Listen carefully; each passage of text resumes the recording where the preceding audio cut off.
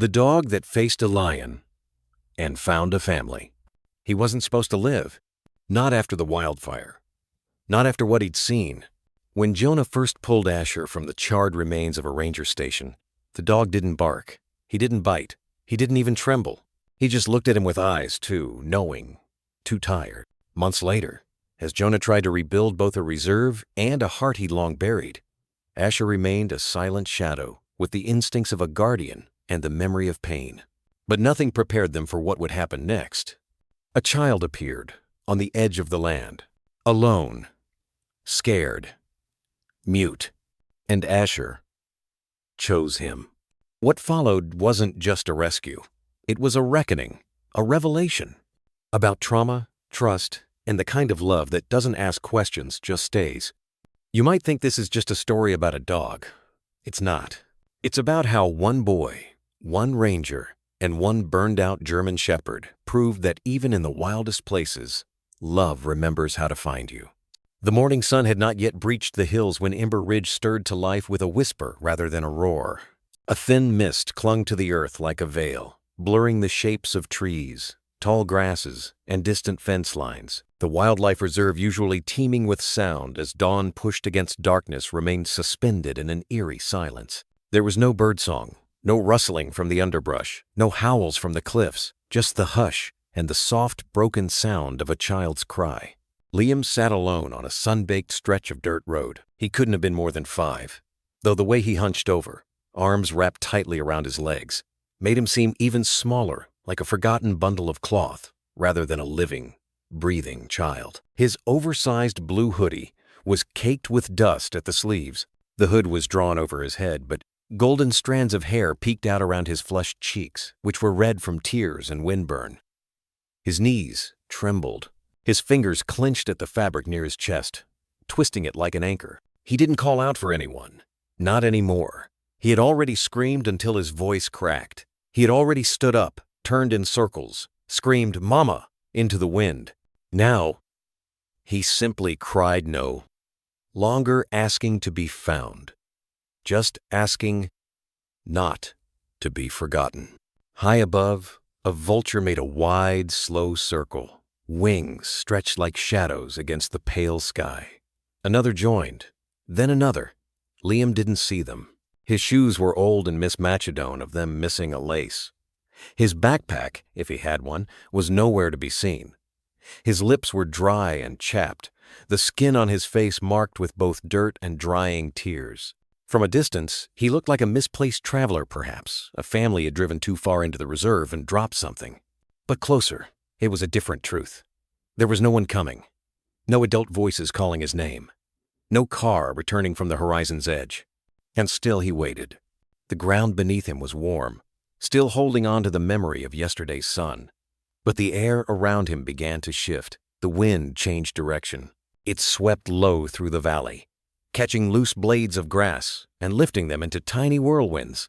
The mist stirred. Leaves fluttered with warning. Even the vultures pulled back to higher altitude. Something had entered the scene, something that didn't belong to silence. Liam felt it before he heard it, a vibration in the dirt road, faint but certain like a tremor moving beneath the surface. He stopped crying and looked up, eyes wide and glassy. He blinked, sniffled, but didn't stand. His legs no longer trusted him. And then, a low growl, soft but sharp enough to cut through the silence like a crack of lightning. It came from somewhere to his right, just beyond the mist that licked the tree line. Liam turned slowly. He didn't scream. Something deeper than logic told him not to. From the tall, swaying grass on the edge of the road, a shadow moved. Something large. 4 legs, low, controlled. The crunch of paw pads on dry soil. A shape emerged, first the pointed ears, alert and upright, then the amber eyes, then the jagged silhouette of a broad-shouldered canine cloaked in scars and dust-colored fur. A German shepherd, but larger than any pet Liam had ever seen. This wasn't a pet. This was something else. The dog moved slowly, deliberately.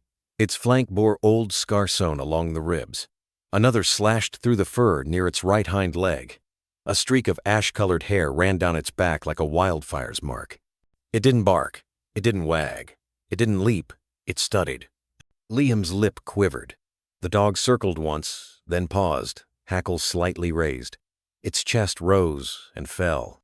It inhaled the scent of the boy fear, salt, and something else familiar. Something the dog couldn't yet name. The child's tears resumed, but now quieter, almost as if he feared the sound itself would provoke the animal. The dog took another step closer, then froze. Its ears twisted left, head turned. The wind changed again. A new scent. Different, raw, predatory, ancient. The shepherd's posture shifted, instant ears low, front paw lifted, weight sunk. Its body coiled with the kind of readiness only those born in nature understood. A rustle from behind the grass across the road. Louder now. The dog turned fully, placing itself between Liam and the sound. And then, a low, guttural rumble broke the silencia rumble that didn't come from the dog. It came from somewhere deeper. The grass parted. From within the golden reed stepped a lion. Not a silhouette, not a suggestion. A full-grown male lion, shoulders broad as boulders, eyes like molten bronze, muscles twitching under every step. Its mane was dusted with dew, but its eyes burned dry, hungry, calculating. It had been watching, waiting, perhaps curious at first, then intrigued. Now, focused. Liam's eyes widened, lips parting, no sound emerging. And in that moment less than a breath, less than a blink, Shepherd moved, not away, forward. With a sudden thunderous burst of power, the dog snarled and leapt over the boy's head, its body a blur of motion and will. The child flinched as a warm gust of wind and fur swept above him. When he opened his eyes again, he saw a spray of dirt, two forms crashing into each other, a blur of fur and fang and primal fury. The silence was gone now. All that remained was chaos and one unspoken question in the boy's eyes. Why did the dog come back? The wind came in broken waves that morning, soft at first, then sharp, cutting through the trees with a whisper that made leaves tremble. In a shallow hollow beneath a cluster of acacia trees, half buried in dry grass and dust, a figure stirred. Asher did not rise quickly. He never did. Every morning, his body reminded him of the fires, not the flames themselves, but what followed the fall, the weight of beams collapsing, the searing heat across his left flank, and the numbness that came after. His hind legs still carried a stiffness that even time hadn't smoothed away, but he'd learned to live with it, just as he'd learned to live without barking, without orders, without anyone to follow. This morning, however, something shifted before he opened his eyes. A vibration, not of sound, but of intention. The scent came first, subtle, human, sharp with salt and fabric and something faintly metallic like rust or blood. Asher's nose twitched. His ears lifted, stiff against the breeze. Then they pivoted slightly. Another scent, a different one. Old, primal, musky, rich. Something that didn't belong this close to the interior of the reserve. He raised his head. It was not a graceful movement. His neck ached, and the scars on his ribs protested. But his instincts were already sharper than pain. The morning light was rising behind him, casting gold through the tall, brittle grass. Dust motes danced around his face as he sniffed the air again deeper now. Confirmation. The scent wasn't imagined. A child, alone, nearby. He shifted onto his front paws. The grass around his resting spot bent away like water fleeing a stone. His paws large, calloused, pressed into the dirt with practiced silence. He didn't whine, didn't yawn. No sound escaped him. Silence had become his language. Asher took 3 steps forward, stopped, sniffed again. The scent was fresher now, more distinct. Tears, his head tilted slightly, confusion flickering behind his amber eyes. This wasn't the usual wandering hiker or a ranger passing by. This scent was small, scared, human but fragile, like something left behind. The shepherd moved forward again, weaving through the long grass like a specter. That was what the rangers called him, jokingly, the ghost, because he didn't bark, because he didn't follow commands, because he simply appeared where he was needed, then disappeared into the wild. A dog who watched more than he acted, who carried silence the way others carried leashes or weapons. He hadn't always been this way. There was a time before the fire, Before the pain win, he had a handler, a badge, a name etched into brass on his collar. But that part of his life had turned to ash, and with it went the bark in his throat and the warmth in his eyes. Only one man had reached back into that broken world and pulled him out, Jonah. But even Jonah hadn't seen the shepherd this morning. Not yet. Asher paused near a rise in the dirt. His shoulders tensed. A bird fluttered overhead and took off in the opposite direction, disturbed. That meant something was moving, big. His eyes narrowed. There was more than one scent now. One was unmistakably human, childlike, but the other? The lion. Male, adult, close. Asher didn't panic. Panic was foreign to his breed. Instead, he dropped low to the ground and surveyed the wind. The tall grass gave him cover, but not for long. He needed elevation. Somewhere, with sightlines. He turned toward a knoll just off the road. His muscles flinched against the scar tissue, but he made the climb in seconds. From the rise, the world opened like a slow unfolding, and there barely 50 yards away was the child. Small, curled in on himself, crying quietly into the crook of his arms. Alone, Asher's breath slowed. His pupils narrowed. He could hear it now, the child's heartbeat, maybe imagined but so loud in the stillness that it felt real. He watched the boy for several seconds, long enough to observe the tremble in his shoulders, the dirt on his cheeks, the hopelessness of someone who no longer expected help to come. And then, movement in the grass, just across from the boy. Asher's gaze snapped. His spine rose slightly as his ears flattened. His front paw shifted only an inch, but his entire body coiled behind it ready. From the tall reeds, he caught the flash of movement. Low, practiced, hunting. He didn't need to wait to confirm it. Predator. The lion was circling, but it hadn't pounced yet. Curious, maybe. Testing. That hesitation was Asher's only window, and he knew what had to be done. His paws moved before he finished the thought. Down the ridge, faster than he'd moved in months. Dust lifted behind him like a ribbon of smoke. The pain in his ribs flared, but he buried it deep. This wasn't about instinct anymore. It was something else. As he neared the boy, the child finally looked up and their eyes met. For a moment, time hung.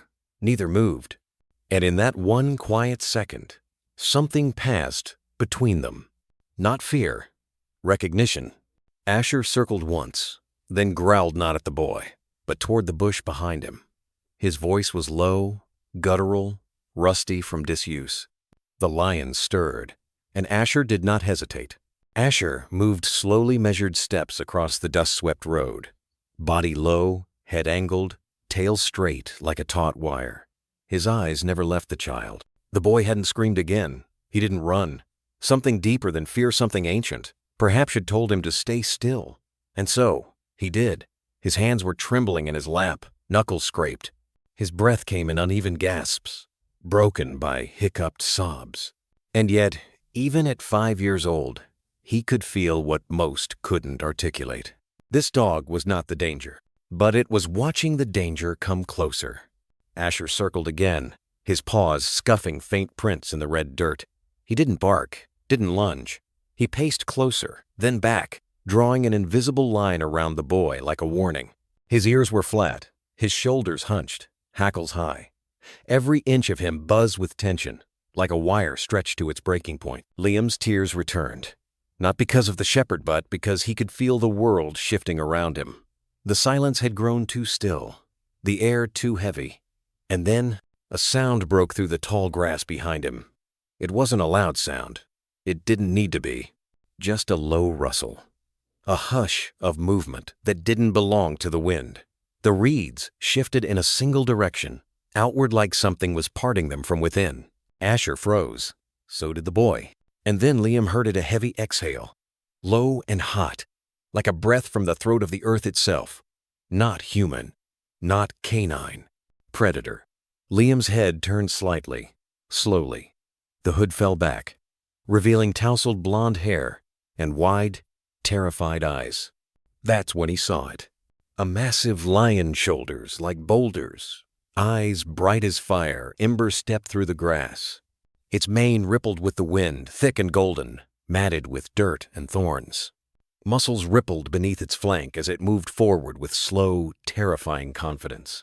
Its nostrils flared, its jaw opened just slightly, enough to show a line of teeth meant for breaking bone. It was close. Too close. Liam didn't move. Not because he was brave, because his legs no longer answered him.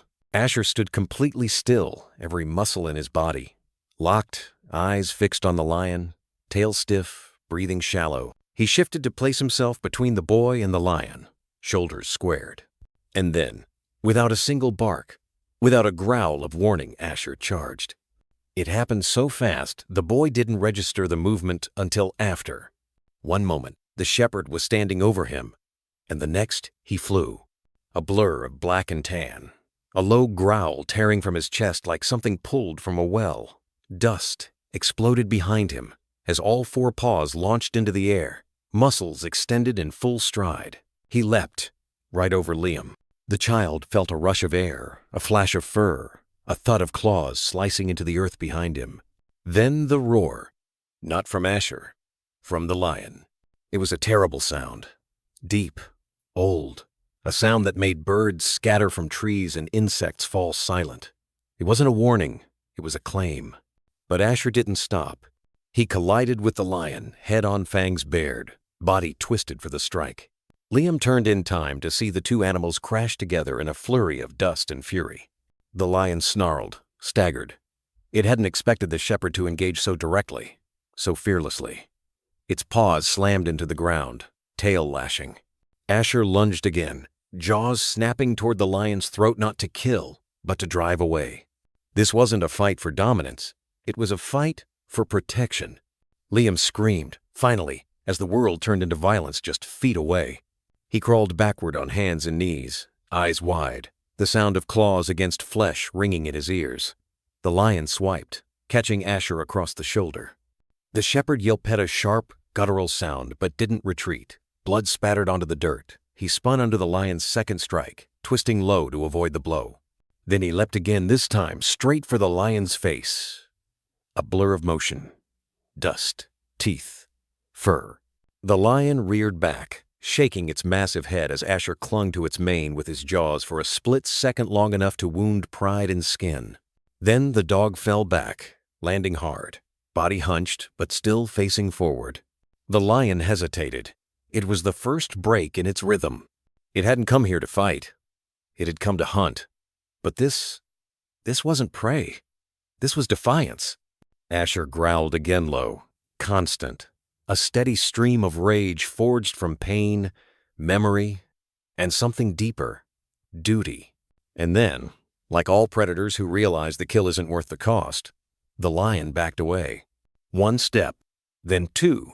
It turned, slowly, body heaving, and melted back into the grass. Gone. The moment stretched in stunned silence. Liam didn't move. Neither did Asher. The shepherd stood bleeding, chest rising and falling, eyes still fixed on where the lion had vanished. His legs trembled slightly, but he didn't fall. Not yet. Only when the wind shifted again, bringing no new threat, did Asher glance back. The boy was watching him. Their eyes met again, not in fear, but in something wordless, something raw. Asher limped closer. Each step was heavy, deliberate. When he finally reached the child, he didn't collapse. He simply lay down, right beside him, like a wall, like a promise. And for the first time that morning, the crying stopped. The fire had been burning for 3 days. By the time Jonah arrived at the ridge, smoke blanketed the world like a curse. The sky had turned the color of rust, the sun just a dim coin behind drifting ash. Ember Ridge, usually a canvas of ochre rock and green brush, was now nothing but scorched skeletons of trees, still standing, still smoldering. The scent of charred wood and singed fur clung to everything, like a warning carved into the air. Jonah had been 23 then, the youngest ranger at the Ember Ridge Wildlife Reserve. Eager, reckless, still trying to prove himself. He had been sent in as part of a post-burn investigation unit, ordered to check the far western periphery where the fire had reportedly started an old hiking trail rarely used, mostly forgotten. He was alone. The others had fanned out in opposite directions. Standard procedure. It was supposed to be a routine check until he heard the sound. It wasn't loud, just a soft, broken whimper, almost lost beneath the wind, stirring through the blackened trees. He paused, one boot half sinking into a patch of ash. He held his breath. The sound came again, barely more than a rasp. Not human, but pleading. Jonah moved toward it, heart starting to pound. The visibility was poor, even with a mask. He stepped over burnt branches and sidestepped a pit of still glowing coals. The temperature was still rising from the earth, like the ground itself was mourning. And then he saw it. A figure collapsed near a blackened tree stump, barely distinguishable from the landscape. At first, he thought it was a carcass. The body was coated in soot, matted with dried blood, ribs visible beneath patches of burned fur. But then it shifted. A shudder ran through it. One paw twitched. It was a dog. Jonah's stomach dropped. He dropped to his knees instinctively, fingers already reaching for the canteen on his belt. Hey, easy," he whispered, as if words could translate through that much pain. The dog tried to lift its head but failed. One eye was swollen shut, the other fixed on Jonah, watchful, wary, but too exhausted to resist. Its chest rose in quick, shallow breaths. Every movement sent tremors through its body. Jonah unhooked the canteen and tipped it gently toward the dog's cracked lips. A few drops of water touched its tongue. The dog flinched, then swallowed. "There we go," Jonah murmured, his voice softer now. "You're not done yet, you hear me?" It was only then, looking at the dog's flank, that Jonah noticed the old harness, melted and fused in places from heat, but still intact. The faded letters were barely legible, but they were there. SAR K9. Search and rescue. This dog hadn't just been in the fire. He'd been part of the mission before it. Left behind. Jonah felt his throat tighten. He looked around, half expecting someone not to appear. A handler, a supervisor, another ranger. But the forest was still dead. The only thing alive in that moment was him, the smoke, and this half-burned creature clinging to breath. Protocol was clear. No animal rescues during wildfire containment. Risking further human injury wasn't permitted unless ordered. Rangers weren't veterinarians. They weren't medics. The mission came first. But Jonah looked at the dog's eye again, wide, terrified, still watching him. It wasn't just pain in that stare. It was betrayal. The kind that comes when the ones who gave you commands forget to bring you home. Something in Jonah snapped. He unzipped his jacket, dropped his pack, and began pulling bandages from his emergency kit. No more questions. No hesitation. He worked quickly, wrapping the dog's front leg with gauze, then dousing a burn on its paw with antiseptic. The dog whimpered but didn't fight. That was the first sign of trust. He radioed headquarters. "This is Unit 6 reporting. I've got a survivor, K9, burn victim, requesting evac support to Ridge Station." The voice on the other end hesitated. "Unit 6, evac is for ranger teams only. You're authorized to return. No retrievals." Jonah looked down at the dog. The dog looked back. He pressed the button again. "I wasn't asking." Silence. Then static. Then finally, "Copy that. You're breaking protocol." Jonah smiled bitterly. So did whoever left him. It took nearly 2 hours to carry the dog out of the burn zone. Jonah fashioned a sling from his jacket, wrapping it under the shepherd's chest, hoisting him across his shoulders when the ground was too unstable. Ash stung his eyes. The weight was unbearable at times. The dog slipped in and out of consciousness. But Jonah didn't stop. Not once. When they reached the station, the medic stared. The senior ranger cursed. Jonah didn't care. He sat on the floor beside the dog for 5 hours, refusing to leave while the vet team worked. They shaved the burned fur, cleaned the wounds, started IV fluids. The prognosis was cautious. "We don't know if he'll walk again. He may not even make it through the night." But Jonah just nodded. "He will." He didn't even know the dog's name.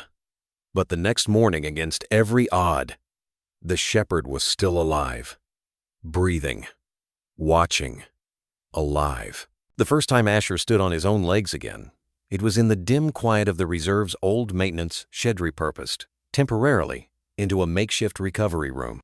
It had been 18 days since Jonah carried him out of the ash. The burns had scabbed, then peeled. The wound along his right flank was the worst, a gnarled patch of flesh where fur refused to regrow. His gait was uneven, ribs still visible under his coat despite the high-protein meals. But he was standing, shaky, stiff, but standing. Jonah watched from the doorway. He didn't speak. Not right away. He had learned that Asher responded more to silence than sound. Words seemed to roll off the shepherd like water off scorched stone. But silence, that was different. Silence made room for presence. It meant you were staying, waiting. Jonah had done a lot of waiting. He had slept in the corner of that shed for the first 2 weeks, curled on an old cot next to a generator that sputtered at night. He hand-fed Asher boiled chicken with plastic spoons. He sat beside the dog for hours during fever spikes, whispering things like, "Easy now," or, "You've been through worse, haven't you?" Though he wasn't sure that was true. The veterinary team came and went. They changed dressings. They gave meds. They offered updates that never felt comforting. He's healing, but not emotionally. Some dogs never recover, especially ones that were trained to work. They don't know who they are without the job. Jonah hated that line. He'd heard it before, about soldiers, about dogs, about himself, in moments he didn't admit out loud. Asher never barked during those weeks. Not once. He would flinch at the sound of boots on tile. He would freeze when someone reached too fast toward his muzzle. And whenever the door creaked open, especially at night, his whole body would tense, eyes sharp, breath shallow. Trauma doesn't always scream. Sometimes it just watches. Jonah began leaving the door open. He didn't crate him, didn't force contact. He placed water, food, and a blanket nearby and sat down with his own thermos of coffee, reading maps or sketching bird routes into his notebook. Sometimes he talked, not to Asher, but near him, about the weather, the migration cycles, how the western fence needed reinforcing. Nothing important, just sound, just rhythm. And one morning, without warning, Asher crossed the room and laid his head on Jonah's boot. Not because he was seeking affection, because he was acknowledging presence. And that was enough. It took 2 months before the department made its decision. Jonah stood outside the regional station, the heat beating down on the back of his neck as the senior handler read the verdict aloud. Canine Unit 141, formerly SAR K9, Fire Division. Designation, Asher. Physical recovery is within acceptable range, but due to signs of severe psychological trauma, stress response issues, and behavioral deviation from command norms, the dog is deemed unfit for redeployment. Recommendation: release from federal service, transfer to sanctuary program, or euthanasia pending disposition. Jonah blinked. Euthanasia? His jaw tensed. "He's not broken," he said, quieter than he expected. The handler looked up. "He's not functional either. I'm requesting custody." The man raised an eyebrow. "That's not protocol. You think any of this was protocol?" Jonah stepped forward, eyes level. He was left behind in a blaze that should have killed him. He made it out because someone chose to see him as more than a tool. The silence between them hung heavy. Finally, the man sighed, pulled out a clipboard, and handed it over. "Fine. You'll have to transfer him off federal grid. File the reserve paperwork. He becomes your responsibility now." Jonah took the pen without blinking. He signed the line like it mattered more than any contract he'd ever touched. They didn't leave right away. Jonah waited until the sun dipped low and the concrete cooled. He opened the back of the Jeep, laid down the old blanket Asher favored, and let the shepherd climb in himself slowly, carefully, as if testing whether this moment was real. The ride to Ember Ridge was silent, but not empty. Jonah watched him through the mirror, just enough to see the way Asher stared out the window. Not nervously, not fearfully, just watching. Like someone who hadn't been outside the wire in a long time. At the reserve, Jonah gave Asher freedom. No leash, no commands, no expectations. He slept where he pleased, sometimes near the shed, sometimes under the ranger station stairs. He wandered the outer edge of the fences at dusk, ears always twitching toward the wind. And at night, when the stars came out and the hyenas called from far-off hills, Asher would sit quietly beside Jonah's cabin, eyes reflecting starlight, breathing slow. He He was still scarred, still silent, but he was alive. And Jonah, though he rarely admitted it, was healing too. There was something about the shepherd's quiet that mirrored Jonah's own. Both had seen things they couldn't unsee. Both had been left in flames, in one way or another. And both had chosen not by fate, but by instinct to walk back out of them. Together, two survivors, neither whole. But maybe, in each other's shadow, something close. In the weeks that followed Asher's official transfer, the Ember Ridge Wildlife Reserve began to breathe him in as a guest, not even as a dog, but as something quieter, something permanent. He was never introduced. There were no announcements, no collars with shiny name tags, no forced meet and greets with other rangers. He simply began to exist there like fog at dawn, or the rustle of the dry wind through fence-lined grass. The intern started calling him the Ghost after only a few days. It wasn't a nickname anyone gave him directly, but it stuck because it fit. He appeared without sound. He disappeared just as easily. He never barked. He never chased. He never begged. But he watched. From under the truck, while tires were being changed. From behind the mess hall, where the rangers drank coffee and traded stories. From the far side of the paddocks, while Jonah tagged rhino prints in the dust. His presence wasn't loud, but it was never absent either. He became part of the place, like the trees, like the dust, but different too. The trees didn't bleed. The dust didn't remember. Asher did both. It was Jonah who noticed first that the other animals seemed to recognize something in him. The baboons didn't screech when he walked near their watch points. The antelope didn't bolt when he crossed their grazing fields in the evening light. And once, Jonah even saw a leopard cub barely old enough to leave its mother's side trot within 20 feet of Asher before hesitating and turning back, no panic in its step. It was as if the wild had claimed him as one of its own. Not predator, not prey, just another scarred sentinel. One evening, Jonah found him lying alone on the ridge. It was a quiet, place-bare, windswept, overlooking the west boundary. The fire from years ago had never fully touched that stretch of land, but its echoes lived there, blackened stumps, ash embedded in dry soil, ghosts, maybe, or just memory. Asher sat with his back to the station, facing the horizon, unmoving. Jonah approached slowly. He never called out, never clapped his hands or whistled. That wasn't their language. He just stood beside him, a few feet away, and let the silence settle between them. The sun was dipping low, lighting the plains in gold. The air was dry. Somewhere far off, a lion called. Not nearby, not a threat, just a sounder reminder. "I think you were meant to die out there," Jonah said, not unkindly. "But you didn't."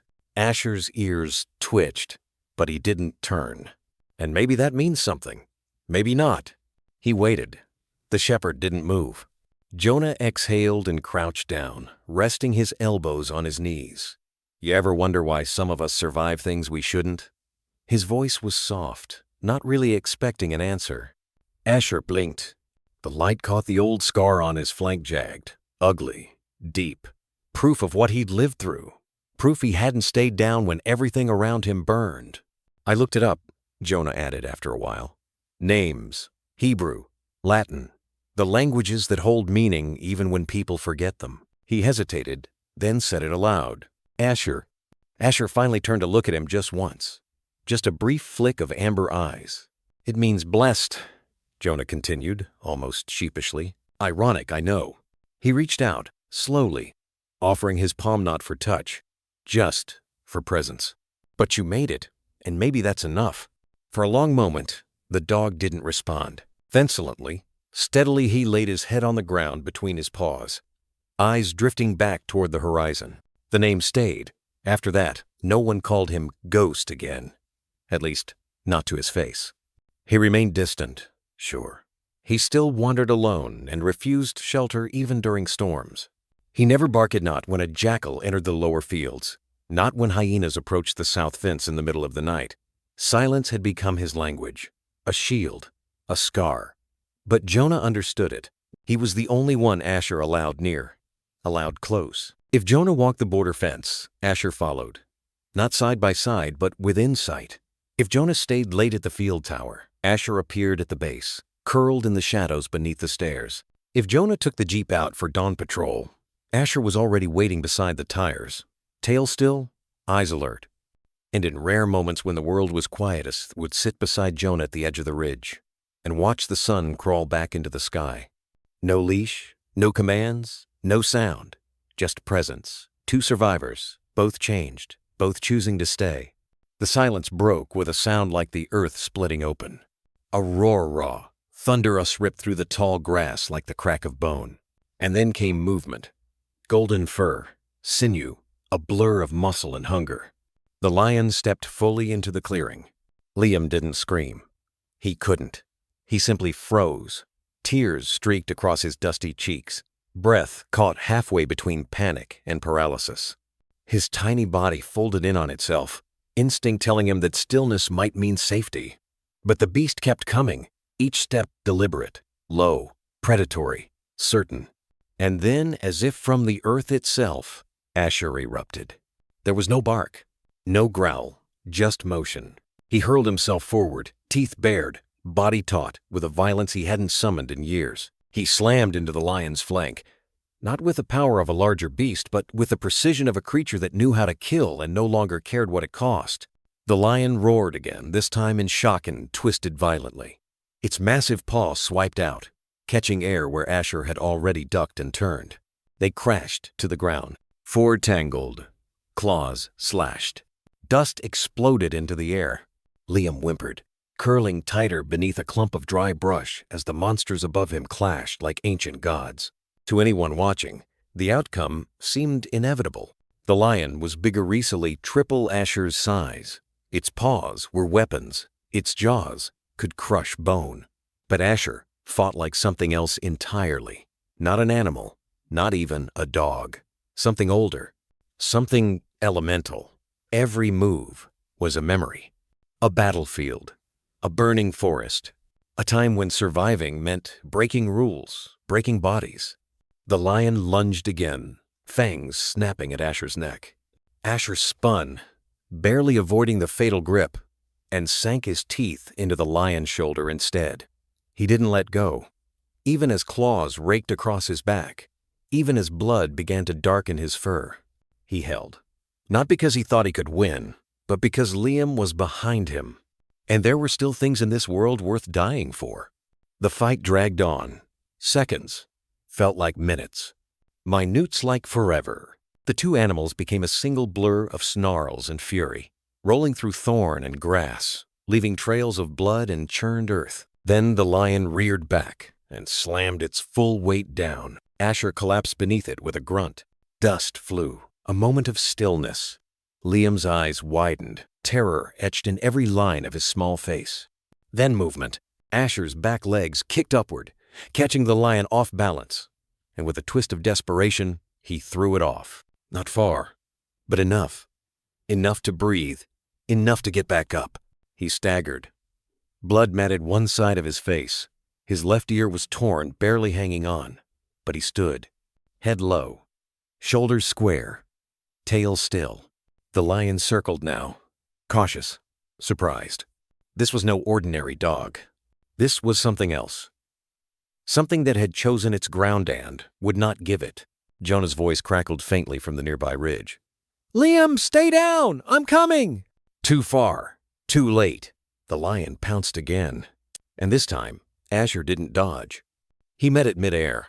The impact rattled the ground. Claws sank into Asher's ribs. His fangs closed over the lion's throat, but not deep enough. The two beasts crashed again, locked together, and this time there was no room for strategy, just war. Liam watched through shaking fingers. He had never seen anything like this. Not on television, not in stories. This wasn't heroism like the cartoons showed it. It was ugly, bloody, real. Asher bled freely now. His chest heaved. His eyes were wild not with fear, but with a kind of focused madness, and then by some impossible force began to push forward. Inch by inch. Claws dug into earth. Legs trembled, but he pressed the lion back driven not by strength, but by will. A growl rose from Asher's chest, low, broken, ragged. It was the first sound he'd made in years. It wasn't a bark. It was a warning. This far, no further. The lion snarled, rearing up to strike, and suddenly reeled back. Something had shifted. Its golden eyes met Asher's bloodied gaze and paused. There was something there it didn't understand. Not rage, not fear. Conviction. And lions, for all their size, know when a fight is not worth the price. The beast snarled once, low and uncertain. Then it turned, lumbered off into the grass, tail twitching, and was gone. Asher stood frozen for a moment, panting, legs shaking. Then he stumbled, dropped to one knee, tried to rise and failed. Liam scrambled from his hiding place, crawling through the grass. He didn't speak, didn't scream. He just reached out with a tiny hand and touched Asher's chest, feeling the broken breath, the hot blood, the racing heart. "Doggy," he whispered, tears fresh. Asher didn't move, but his eyes opened just a little, and he saw the child, alive, safe. And in that flickering, gaze clouded with pain, but full of something deeper, was the smallest flicker of peace. The battle was over.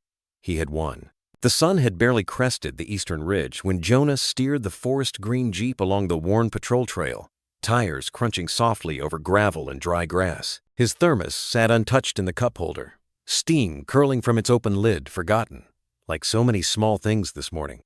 He had driven this trail 100 times. It rarely changed. Until today. A flicker of motion in the distance caught his eye brief, fast, then gone. He slowed.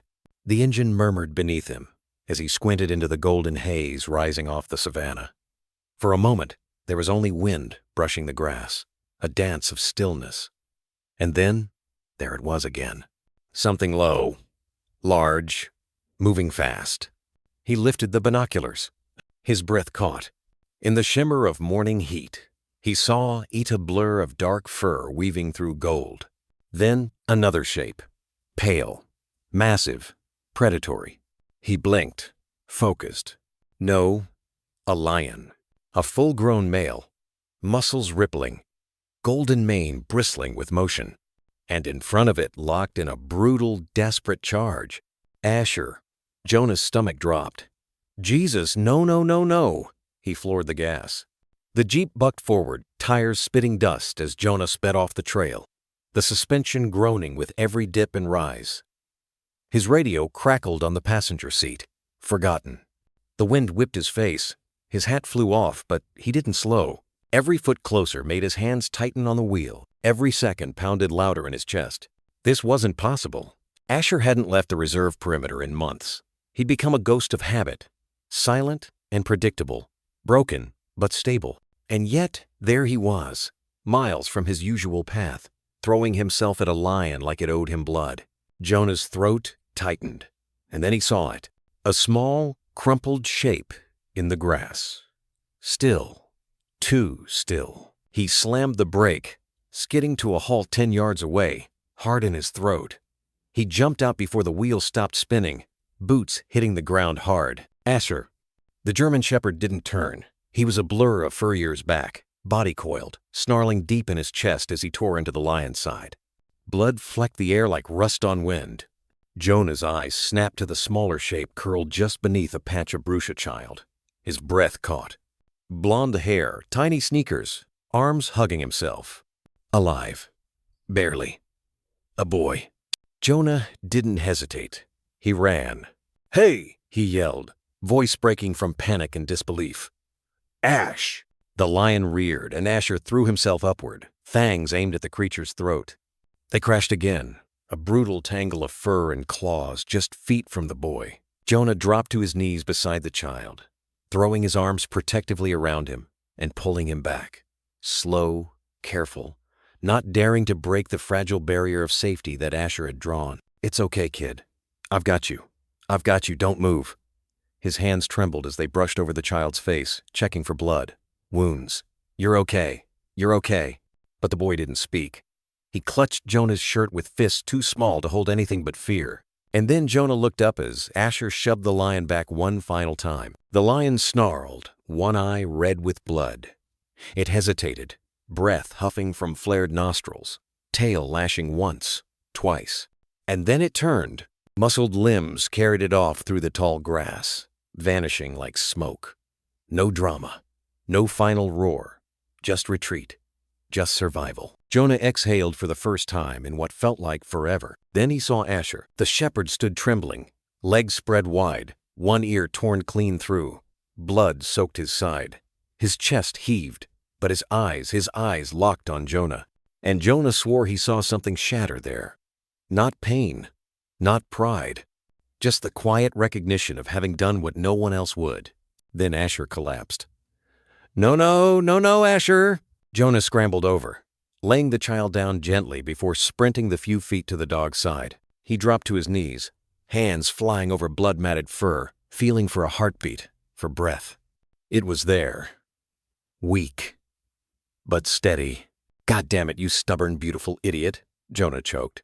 Asher's eyes cracked open, barely a sliver. He didn't whine, didn't move, just stared, as if to say, "I held the line. You take it from here." Jonah swallowed hard, blinking against the sting in his eyes. "You did good," he whispered. "You did so good." Quote. He scooped Asher's body up in his arms, not gently, but fast ignoring the hot press of blood against his uniform. Then he turned to the boy. The child had crawled closer, silent, watching, not with fear anymore, but with something else, something closer to awe. Jonah met his gaze. "We're gonna get you both out, okay? You hang on." The boy nodded just once. Minutes later, the Jeep screamed across the landscape. In the passenger seat, Asher lay wrapped in a thick blanket, unmoving but alive. The boy Liam, his name would be curled beside him, one hand resting on the shepherd's neck like an anchor to something steady in a world that had tried to break apart. Jonah didn't speak. The sun rose behind them, fire-bright and solemn. And in its light, two survivors lay in the back seat, saved by the ghost in the grass. The Forest Reserve's access road twisted like a scar through the morning haze, dust curling in the Jeep's wake. Jonah's knuckles were white on the wheel. Sweat had soaked through his back. The smell of blood hot, coppery, animal clung to the air between breaths. Liam lay curled in the back seat, silent. A small hand rested on the thick, matted fur of Asher, who still hadn't moved. The boy hadn't said a word since the field. Not a scream, not a cry. Just his eyes, huge, blue-gray and shell-shocked, spoke the things too large for his voice. Jonah's foot eased off the gas as the ranger station came into view, an old timber cabin pressed against the slope of the southern hills. Familiar, comforting. But nothing about this morning felt familiar. He braked hard, tires crunching to a halt just outside the front steps. The engine sputtered, died. For a long beat, no one moved. Jonah's chest rose and fell like a bellows, his lungs catching up to the storm that had just passed. Then slowly, he opened the door and stepped out. The air hit him like a wall, warm, thick with dust and silence. He rounded the front of the Jeep, boots soft on the gravel. His eyes never left the passenger side. Asher stood. Somehow, impossibly, the shepherd had pushed himself upright in the back seat. Legs trembling, fur torn, blood streaked along his flank. One ear hung limply, like a flag after war. But his eyes, those storm-colored human eyes, were locked on Jonah. Not with fear, not with pride, but with a quiet question. Can I let go? Is he safe? Jonah didn't speak right away. His throat tightened. Asher looked at him just for a moment, and then down at the child still tucked behind his front legs, as if even now, even at the edge of collapse, he wouldn't leave his post unless ordered to. And that was the thing that broke Jonah. Not the blood, not the battle, but the look, that instinct, that need for permission. He took one step closer, then another. "Asher," he whispered, voice hoarse, catching on dust and disbelief. The shepherd's body shifted slightly, protective muscles relaxing just enough for Jonah to slip a hand out. The boy stirred. His eyes flicked between man and dog. Then slowly, he reached for Jonah's hand, letting himself be pulled into the circle of arms that had been waiting for him. Only then, Only then did Asher take a step back. A stagger, really, but deliberate. He stepped aside. Jonah crouched low, gathering the boy gently against his chest. Liam clung tight, burying his face in Jonah's collarbone like he'd known him forever. His small body shook once, then stilled. And Asher stood motionless beside them. His legs wobbled, blood dripping silently from his chest to the dirt. He didn't make a sound, but his eyes watched the child go and then turned, slowly, back to Jonah. Jonah met his gaze. There were no words for that look. Just knowing, grief, and something deeper than gratitude. He swallowed hard. "You saved him," Jonah whispered. "You protected him. God, Asher, you chose him." The shepherd blinked. Once. Then his legs gave out. Jonah lunged forward, catching Asher just before he collapsed completely, lowering him gently onto the gravel beside the jeep. The boy remained in his arms, too frightened to be alone. Jonah shifted, cradling both like twin weights of Phaeton bloodied, one whole, both survivors. His hand moved over Asher's ribs, feeling each ragged breath like a ticking clock. "You're staying with me," Jonah murmured, voice cracking. "You hear me? This isn't the end. Not yet." And still Asher didn't bark. Not a whine, not a sound. Just that silent loyalty. That silence that said everything. Jonah finally rose, boy in one arm, and reached to lift the wounded shepherd in the other. It was awkward heavier than memory, but he didn't stop. He carried them both to the cabin porch, each step etched with a promise. "You're not alone anymore. Not one of you." Inside, the room was dim, cool. The scent of pine and antiseptic lingered from the med supplies stashed by the door. He lowered Asher onto an old padded rug beside the fireplace, grabbing towels and water with muscle memory from days long past. Liam sat silently near the hearth, still watching the dog who had shielded him like a wall of fur and fangs. Jonah knelt beside Asher, pressing gauze to the wound at his side. "You stubborn bastard," he whispered, voice thick. "You never gave up." Not once. Asher blinked once more, not in pain, not in surrender, but in trust. Behind them, sunlight spilled through the window, catching the dust in the air like snowflakes. And in that quiet morning light, a battered shepherd lay beside the hearth. A child found the safety of arms, and a ranger knelt between them, no longer just a guardian of land, but of life. The old reserve jeep rattled down the winding trail like it was carrying ghosts. Jonah's arms ached from holding the boy, but he didn't loosen his grip. Liam had barely moved since the lion attack, his tiny frame nestled tightly against Jonah's chest like a child afraid to breathe. His face was pressed into the ranger's shoulder, silent, eyes wide open but unblinking. Not from fear anymore, but from shock, the kind that settles too deep for tears. Jonah kept one arm firm around him, the other on the wheel. Behind them, framed in the dust cloud trailing the jeep, Asher limped. The shepherd refused to ride. Jonah had tried twice to coax him into the back seat after bandaging his side, but the dog had only looked up with that quiet, adamant gaze and stepped back. And so now, every slow mile back to the station, Asher followed. His gait was broken. His paw dragged slightly. A thin line of blood traced the dirt behind him, drying in the sun. But his eyes stayed on the vehicle ahead, unwavering. He didn't need to ride. He needed to walk this back himself. And Jonah, understanding something unspoken, let him.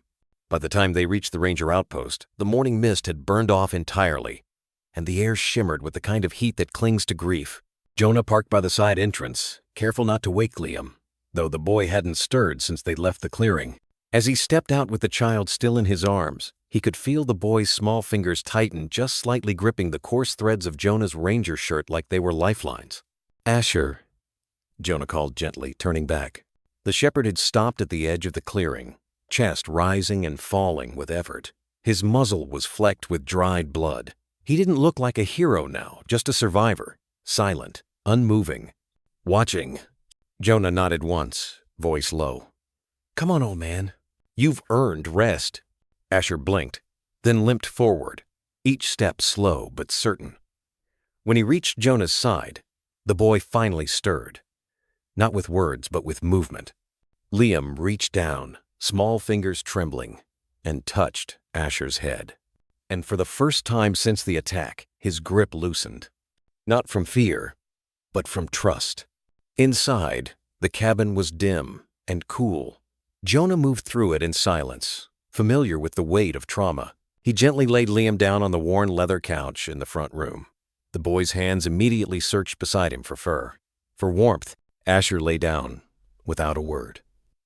Not at Liam's feet, not at the door, but right beside the couch, his head resting just beneath the boy's hand. Jonah watched them both, heart tightening in a way that had nothing to do with duty. It had everything to do with the unspoken. He walked into the supply closet, grabbing a wool blanket old but cleaned, came back to drape it over Liam's small frame. The boy didn't flinch, didn't speak. He just curled into the warmth with that same silent grip on Asher's fur. Jonah knelt beside the couch, holding out a tin cup of water. "Here, kiddo," he said softly. "Sip. Just a little." Liam blinked. His lips parted. Then, almost hesitantly, he took the cup in both hands and drank. Not much. Just enough to prove he was still here, still holding on. Jonah exhaled a breath he hadn't realized he'd been keeping caged. He reached out and smoothed the boy's tangled hair back from his forehead. There was a small scratch by his temple. Faint. Nothing compared to what could have happened. "You're safe now," he whispered. And he meant it. Every syllable. Because he wasn't going to let anyone or anything hurt this boy again. Asher shifted slightly, adjusting his weight. Jonah turned to him. "Let me take another look at that side." The shepherd didn't move. But he didn't resist either. Jonah peeled back the gauze. Blood had soaked through the initial wrap, but the bleeding had slowed. The puncture wound from the lion's claw would need stitches, maybe antibiotics, but for now, he cleaned it again and gently rewrapped it with fresh bandages. The dog's flank twitched once at the pressure, but otherwise, he was still. Jonah paused, then reached into his back pocket and pulled out a small weathered badge the kind reserve rangers didn't often wear anymore. He placed it on the table. "You're not just some stray anymore," he murmured, voice cracking at the edges. "You're part of this. Of us." He stood and stepped outside for a moment, just to breathe, just to let the heat of the day melt the cold from his chest. He looked back through the open door at the couch, the boy asleep beneath the ranger blanket, and the dog curled like a guardian at his side. He didn't know who Liam was yet, or where he'd come from, but he knew this much. This moment, this return, it wasn't just about a boy, or a dog, or the wilderness. It was about the kind of bond that's forged in fire, bled in silence, and chosen not commanded. And as the sun began to dip toward the horizon, painting the hills in gold, Jonah whispered to no one, "They found each other before we ever did." The cabin had quieted to the hush of aftershock. Liam lay curled on the couch, swaddled in the ranger blanket, his breath finally steady, though his hand still rested on Asher's fur like a lifeline tethering him to now. Asher, alert despite his wounds, lay as still as stone, his ears twitching at every creak in the walls if he still expected the wild to come clawing through the door. Jonah moved slowly through the side room of the ranger outpost, an old converted storage space that now held outdated computer monitors, motion sensor logs, and a single weathered desk facing a wall of grainy screens. The security system here hadn't been updated in years. It covered only the southern gate and parts of the perimeter fence, but it was all they had. Jonah pulled the chair out with a low scrape of metal and sank into it, rubbing the tension from his neck. He clicked through the camera logs, time-stamped in dull green text. 4:02 a.m., 4:17 a.m., 4:33 a.m. Nothing. Just wind-stirred trees, the flicker of a moth near the lens. Night, until 5:09 a.m. Jonah leaned forward, squinting. A flicker of headlights cut across the edge of the screen. The frame jerked slightly as the aging motion sensor kicked in. A car pulled into the fire lane just beyond the south boundary. No tags. Front crumpled like it had hit something recently. Passenger door dented. Dust-smeared windows. The driver's side opened. A young woman stepped out. She couldn't have been more than 30. Her movements were shaky. unsteady. She held something bundled in her armsaw. Small boy. Jonah froze. Liam. Even in the grainy resolution, it was unmistakable. The curls, the way his head drooped sleepily on her shoulder, the small hand grasping her shirt like a child still half dreaming. She moved toward the camera's edge, stepping lightly over a patch of dry weeds. Her shoes looked too thin for the terrain. Her coat was ripped along one sleeve. Dirt streaked her jeans. At the edge of the frame, just where the fence dipped slightly near the old irrigation trench, she paused. There was a weak point in the boundary. Jonah knew it. Everyone on the reserve did. The old cyclone fence there had sagged for years, held up by stubborn roots and little else. The woman knelt. She kissed the boy's forehead. Once. Long. Like someone memorizing it. Then she pulled back and did something that made Jonah's throat tighten. She reached for a necklace around her own neck, something small, gold, glinting faintly, and slipped it into Liam's pocket. Then she stood, trembling, hands shaking. And with one last look, she turned away and ran back toward the car, shoulders heaving like she was falling apart in real time. A second later, the car reversed. The headlights flashed once more across the trees. And then she was gone. Jonah sat back, heart pounding. 1,000 thoughts swirled. None of them settled. He rewound the footage, watching it again. Slower. He counted. From the moment she left the vehicle to when she placed Liam beyond the fence, 47 seconds. Every movement deliberate. Every breath, like it cost her something. She didn't run away in fear. She ran like someone who knew staying would destroy them both. Jonah pressed pause, just as her face turned toward the camera. It was blurred, shadowed by the pre-dawn gray, but even so, her expression hit like a punch to the chest. Tears, swollen eyes, a silent scream buried behind clenched teeth.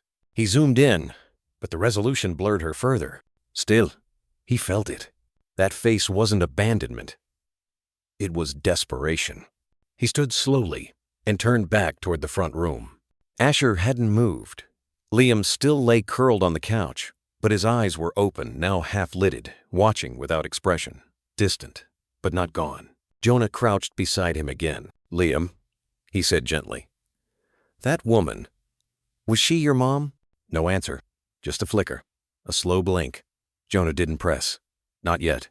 He reached into the boy's small jacket pocket and found it.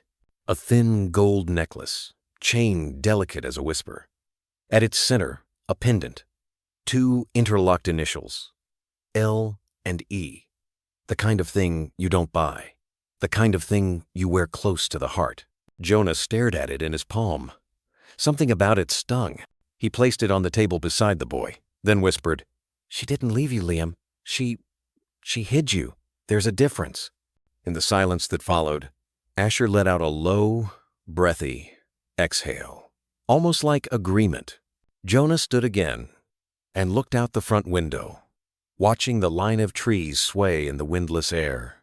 Somewhere out there, a woman had made the most gut-wrenching decision of her life and trusted this place, this land, and this broken dog with her child. And somehow, it had worked. But the question now wasn't just why she left him. It was, what had she been running from? Because no mother walks into a wildlife reserve before dawn with a child unless there's something worse chasing them. And steady Jonah felt it, like a weight pressing down on the back of his neck. This wasn't over. It had just begun. The silence in the ranger cabin wasn't empty. It pulsed, like something alive between breaths. Outside, the world had tilted into twilight, the trees casting long shadows that reached across the dirt path like fingers unsure of their shape. Inside, the lantern light glowed low and golden, flickering slightly as if it, too, were holding its breath. Jonah sat on the edge of the table, hands wrapped around a chipped ceramic mug, letting the warmth bleed into his fingers. Across from him, at the small fold-out dining bench, the boy Liam held a spoon awkwardly in both hands, tilting it to his lips without ever looking up. The soup had long gone lukewarm, but Liam didn't seem to mind. Every few seconds he paused, not to rest, but to glance sideways. At Asher, the German shepherd lay nearby, stretched long and motionless, his breathing slow, but alert. The gash along his side had been cleaned and bandaged with the steadiest hand Jonah could muster, though it still leaked worry into his chest with every rise and fall of the dog's ribs. But Asher made no sound. Just watched the boy. Watched like his very soul had chosen a new duty and hadn't bothered asking permission. Jonah leaned forward, his voice soft. "You feeling okay, bud?" Liam didn't answer. Didn't even blink. Jonah tried again, choosing his words carefully. "You thirsty? I can get you water juice." Still nothing. Only the scrape of the spoon, the quiet suckle of soup between small lips. He waited a few beats longer, then gently placed his mug down and crouched beside the table, bringing himself to the boy's level.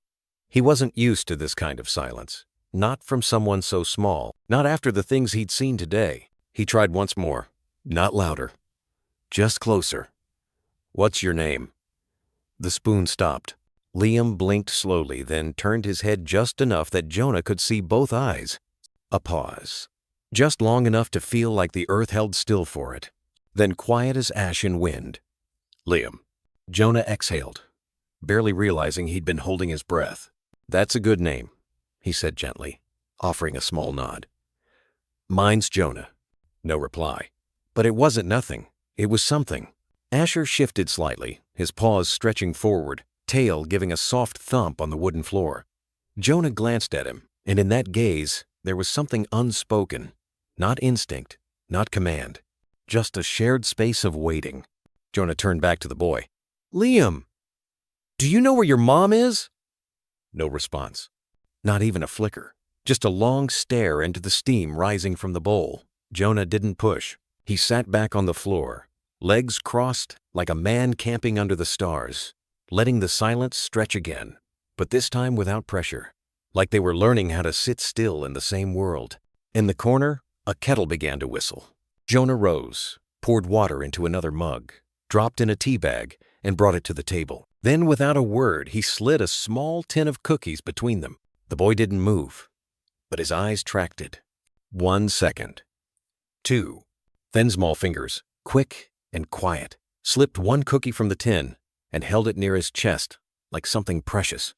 Jonah didn't smile, didn't praise, just looked down and said, "Smart pick. Those are the best kind." Still no reply.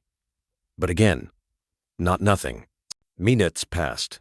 The wind outside rose and fell in soft gusts, stirring the brush. Somewhere, a distant bird called out and went unanswered. Inside, Jonah watched the boy's body language, like he might watch a wounded animal alone that hadn't yet decided if humans were worth trusting again. Jonah's voice broke the quiet again, low and gentle. "Did you know Asher wasn't always like this?" The boy didn't look away from the cookie.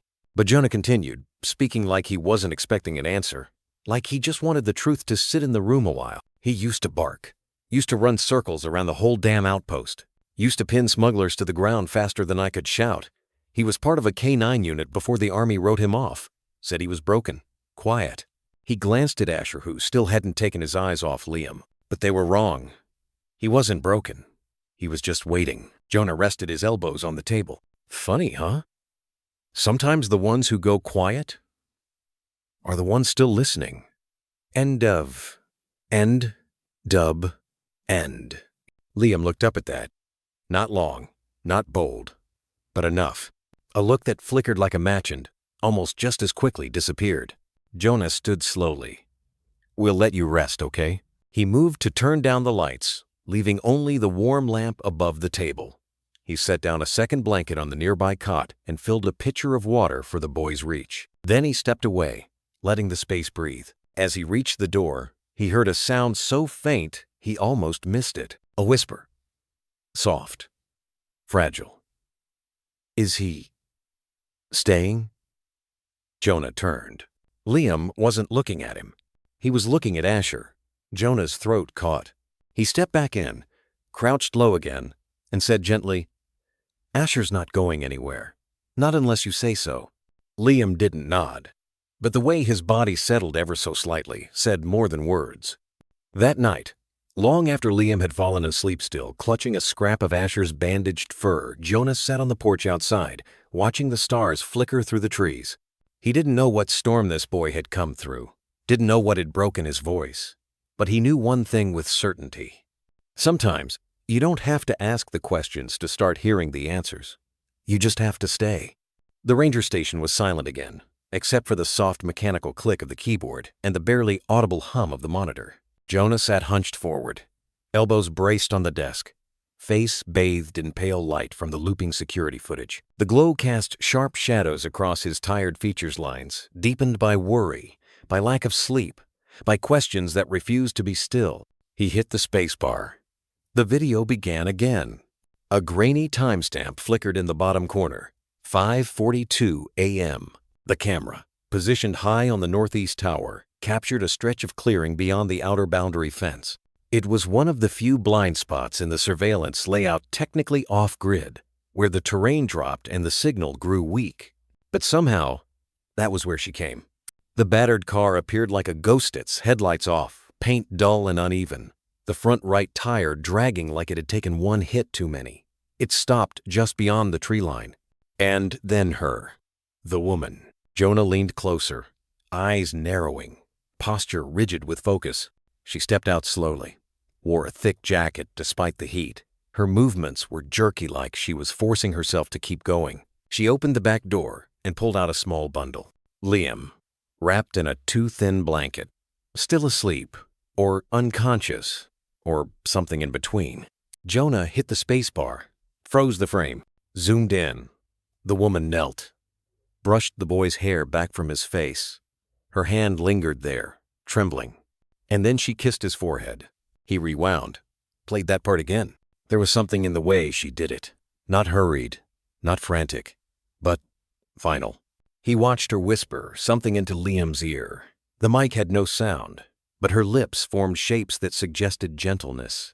Then, slowly, she turned toward the fence. Jonah fast-forwarded a few seconds. She walked along the edge, pressing lightly against sections of chain link, searching, scanning.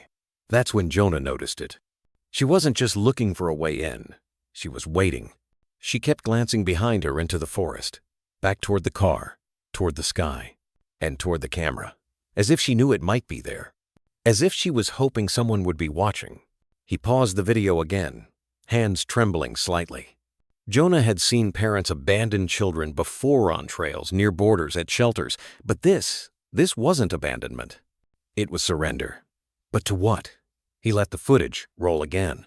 She found the weak point in the fence zone, where the ground had shifted just enough over time to loosen the bottom edge. She bent the chain link carefully, never tearing it, never leaving visible damage. Slid the boy under, gently, deliberately. Jonah's throat tightened. Liam didn't stir, didn't cry. The woman pressed her forehead against the fence for a long second, fingers clutching the steel as if trying to hold back the world. Then she stepped away, wiped her face with her sleeve, and turned back toward the car. But before opening the door, she froze. Jonah hit pause again. Her shoulders shook. A moment of stillness, and then she dropped to her knees beside the vehicle, her head pressed to the wheel well, crying, silently, violently. Jonah sat back, hand to his mouth. The footage had played dozens of times by now, but this was the first time he really saw her. Not a criminal, not a monster. A mother giving up something not because she didn't love it, but because she did. He let the video finish. She crawled back into the car after nearly 2 minutes. Drove off slowly. No headlights, no looking back. Gone. Just like that.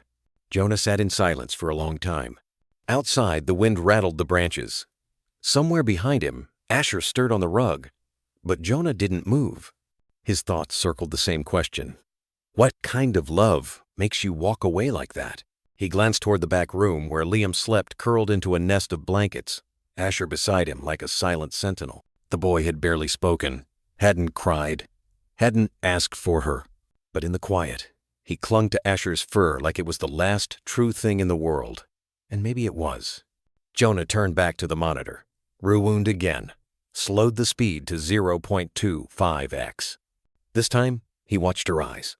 Even through the grainy pixels, they were sharp, searching, looking not for escape but witness.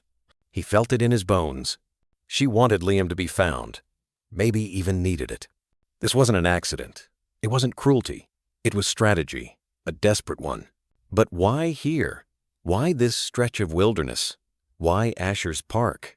Jonah opened a new tab on his screen, pulled up missing persons databases, local alerts, Amber notices, searched the archives of his own park's visitor logs. Nothing matched. No reports, no name, no car make or model with a hit. She had scrubbed everything. But why go to such lengths? And still look at the camera. Jonah whispered aloud, more to himself than to the empty room. She wanted to be seen. He let the footage run one last time. And when that kiss played again, the slow press of her lips to the boy's forehead, the way her hand cradled his jaw, Jonah finally understood something. That was not a goodbye of abandonment. It was a goodbye of sacrifice, of shielding, of a secret she couldn't say out loud but trusted someone might one day understand. Jonah leaned back, the video still playing in loop. Asher padded in quietly, sat beside him, his side still bandaged, his eyes tired. But calm. Jonah reached down, absently rubbing between his ears. Looks like we've got a story on our hands, partner. Asher's tail tapped once against the floor. Not loud, but not nothing. The phone rang in sharp bursts loud in the quiet room. Jonah pressed the receiver closer to his ear, pacing slow circles around the ranger station. A half-drunk mug of coffee sat forgotten on the desk. The steam long faded. Look, I'm not trying to overstep, Jonah said, voice low and firm. I'm just asking you to check again. One more time. On the other end, Officer Kareem from the district headquarters, Sahida, tired, bureaucratic kind of exhale. We've gone through everything, Jonah. There's no report matching your boy. No Liam, no child under 10. No abandoned case like this. Not in the last 6 months. Jonah rubbed the back of his neck, fingers pressing into the tension behind his skull. What about a mother? Woman in her 20s or 30s. Slim build. Dark hair. Might have come in with a battered sedan. Maybe using a fake name. A pause. Then, a reluctant shuffle of paper. I've got a few women flagged for questioning in other districts. Mostly custody disputes or undocumented movement near the border. But none of them match what you're describing. No abandoned children. No vehicles like you mentioned. Jonah closed his eyes. She kissed him, he said, not even meaning to say it out loud. She looked like she knew she'd never see him again. There was silence on the line. You think she was running? Kareem finally said. Jonah opened his eyes. I think she was hiding. And Liam, he was her only thing left to protect. Kareem lowered his voice. You need to loop in child services. I know, Jonah said. I just want to do it right. Then I hope you're ready for the kind of storm that comes with doing it right. The line clicked. Call ended. Outside, the morning sun filtered through a pale haze, painting the trees in blurred strokes of gold and gray. Liam sat curled on the front steps of the station, still bundled in the ranger's oversized blanket. He was watching ants trail along a crack in the concrete, his small finger following the line, but never touching. Asher lay beside him, tail flicking lightly, guarding, breathing in time with the boy. Jonah stepped out, leaned against the railing, and watched them both. You got a secret, huh, kid? He murmured. And now it's ours, too. By noon, Jonah had hit the road. He drove the perimeter of the park, first windows down. Asher in the passenger seat, head half out like always. It grounded him, gave him rhythm, the routine of movement when thoughts got too loud. Then he started making stops. He spoke to the small ranger posts on the outskirts, asked if anyone had seen an unfamiliar, car-battered, silver or gray, older model. Nothing. He drove to the edges of the villages, near the southern fence line, walked dirt paths, bought coffee from roadside vendors, waited long enough to let people talk. And at the third stop, in a faded shop beside an old bus depot, he found a thread. The woman behind the counter, a quiet, older woman with deep lines around her eyes, nodded slowly when Jonah showed her the printed frame from the footage. I don't know her name, she said in a soft dialect. But yes, she came in maybe 10 days ago, maybe more. She bought bread, soap, and asked strange questions. Jonah leaned forward. What kind of questions? The woman hesitated, as if weighing her words. She asked if there were any places, safe places, not shelters, not for herself, she said, for someone she loved. Jonah's throat tightened. Did she say what she was running from? The woman shook her head. Number. But her hands kept shaking. and she touched her belly. Not like pregnant more, like checking if something was still there, or if it had already been taken. Jonah glanced down at the photo again. That same woman, those same eyes, something hollow behind them, like the light had been drained, but not the love. Never the love. He left a contact number with the woman, promised discretion, got back in the Jeep, slammed the door harder than he meant to, and just sat for a minute. Asher watched him, didn't blink. Jonah drummed his fingers on the steering wheel. She didn't just pick a random spot, he said finally. She came here, to this reserve, to this forest. Asher tilted his head, listening. Jonah turned to look at him. You ever feel like someone was led to you, boy? Like somehow the trail didn't start with you but ended with you? Asher blinked once. His tail tapped. By late afternoon, Jonah was back at the station. He didn't go inside right away, just stood beside the fence, watching Liam draw invisible lines in the dirt with a stick. The boy still hadn't said another word since Liam, but his eyes were clearer today. He looked up once, right at Jonah. And Jonah swore, just for a second, that the boy's gaze wasn't blank. It was expectant, as if he was waiting to see what Jonah would do next. That night, Jonah didn't sleep. He sat in the dark with a notebook, scribbling every detail he could recall. Asterisk woman, 20s, 30s, approx, 5'6". Slender, asterisk car, early 2000s, model, sedan, silver or gray, dented front panel. Asterisk, no visible license plate in footage. Asterisk, asked for safe places. No police match. No village match except for single vendor sighting. He paused, then wrote, mother or guardian, running from someone or something? Why here? Why Liam? He closed the notebook slowly and circled one phrase at the bottom. She wanted him to be found. The wind that night was soft, barely more than a breath over the treetops. Inside the ranger station, the only light came from a small lantern on the side tablet's warm glow catching on the worn wooden walls, casting long, gentle shadows. The rest of the cabin sat in a hush, broken only by the occasional crackle of Asher's breathing and the faint sound of Liam shifting in his blanket. Jonah stood at the doorway, arms crossed, shoulder against the frame. He hadn't turned on the main light, didn't want to break the stillness. It felt like the forest itself was holding its breath, watching, listening. In front of the old wood stove, Liam lay curled up with his head resting on Asher's flank. One of the boy's small hands was draped across the dog's side, fingers twitching now and then in dreams he couldn't yet speak about. Asher didn't move, only opened one eye low, half-lidded, but alert, watching Liam, breathing with him. Jonah's chest ached at the sight. It was a picture out of something older than memory, older than language, trust, unspoken, shelter, shared. A creature once trained to track blood now offering warmth to a boy who didn't even know how to ask for it. Jonah exhaled through his nose and stepped quietly back into the corner of the room, settling onto the edge of his cot. He let the silence stretch long. But it wasn't just silence that filled the room. It was smoke. Not real smoke, but the memory of it. The smell of burned timber, of scorched pine needles and earth turned black. The sound of trees cracking under their own weight. The sky, red and low like it was grieving. The roar god. The roar that came before the stillness. Like the world had howled, and now it was just waiting to see what would survive. Jonah closed his eyes. The wildfire had taken everything in its path. It had come too fast, fueled by drought and wind, and it had eaten miles of wilderness like paper. Rangers had evacuated people, sent warnings, closed off trails. But even then, the fire had outrun them. And somewhere in the middle of that chaos, they had found him, Asher. It was near the ridge that used to be Eagle's Hollow. The smoke had thinned just enough for Jonah and two other rangers to move in, searching for signs of wildlife, anything still breathing. That's when Jonah saw movement among the ashes. At first, he thought it was another coyote, limping through the ruin. But it didn't run.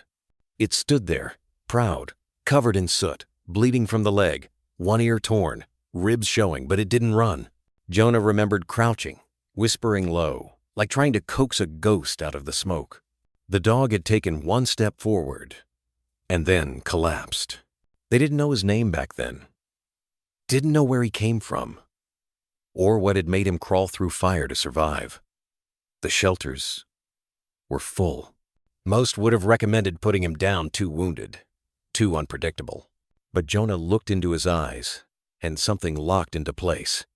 There was no rage there, no wildness, just waiting. Waiting for someone to decide if he was worth saving. So Jonah took him home. And for weeks, Asher didn't bark, didn't growl, didn't make a sound. Until one night, during a thunderstorm, Jonah found him curled under the table, shivering, and when Jonah reached out his hand, Asher pushed his nose into his palm like it was the only safe place left on earth. That was the night they stopped being strangers. Now, in the dim quiet of the station, Jonah looked again at the sleeping boy. Liam's brow furrowed gently in sleep, like even dreams didn't quite feel safe yet, but his fingers had curled deeper into Asher's fur, and Asher didn't move a muscle. Jonah whispered, more to himself than to either of them, "You found each other, didn't you?" It felt familiar.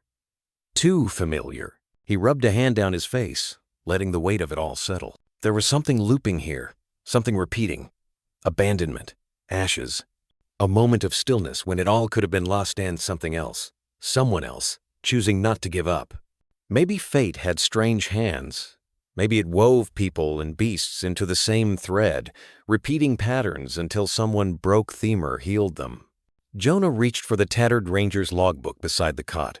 He opened to a fresh page and began to write, 5:27 a.m., fog low, boy asleep, Asher watchful. No nightmares tonight. Reminds me of Eagle's Hollow, of Asher's first night, of what we salvaged from fire. He paused, then added, slowly, maybe some things survive by finding each other. He stared at the sentence. Didn't cross it out, didn't need to. The lantern flickered once, soft against the walls. Jonah looked up just in time to see Liam shift again.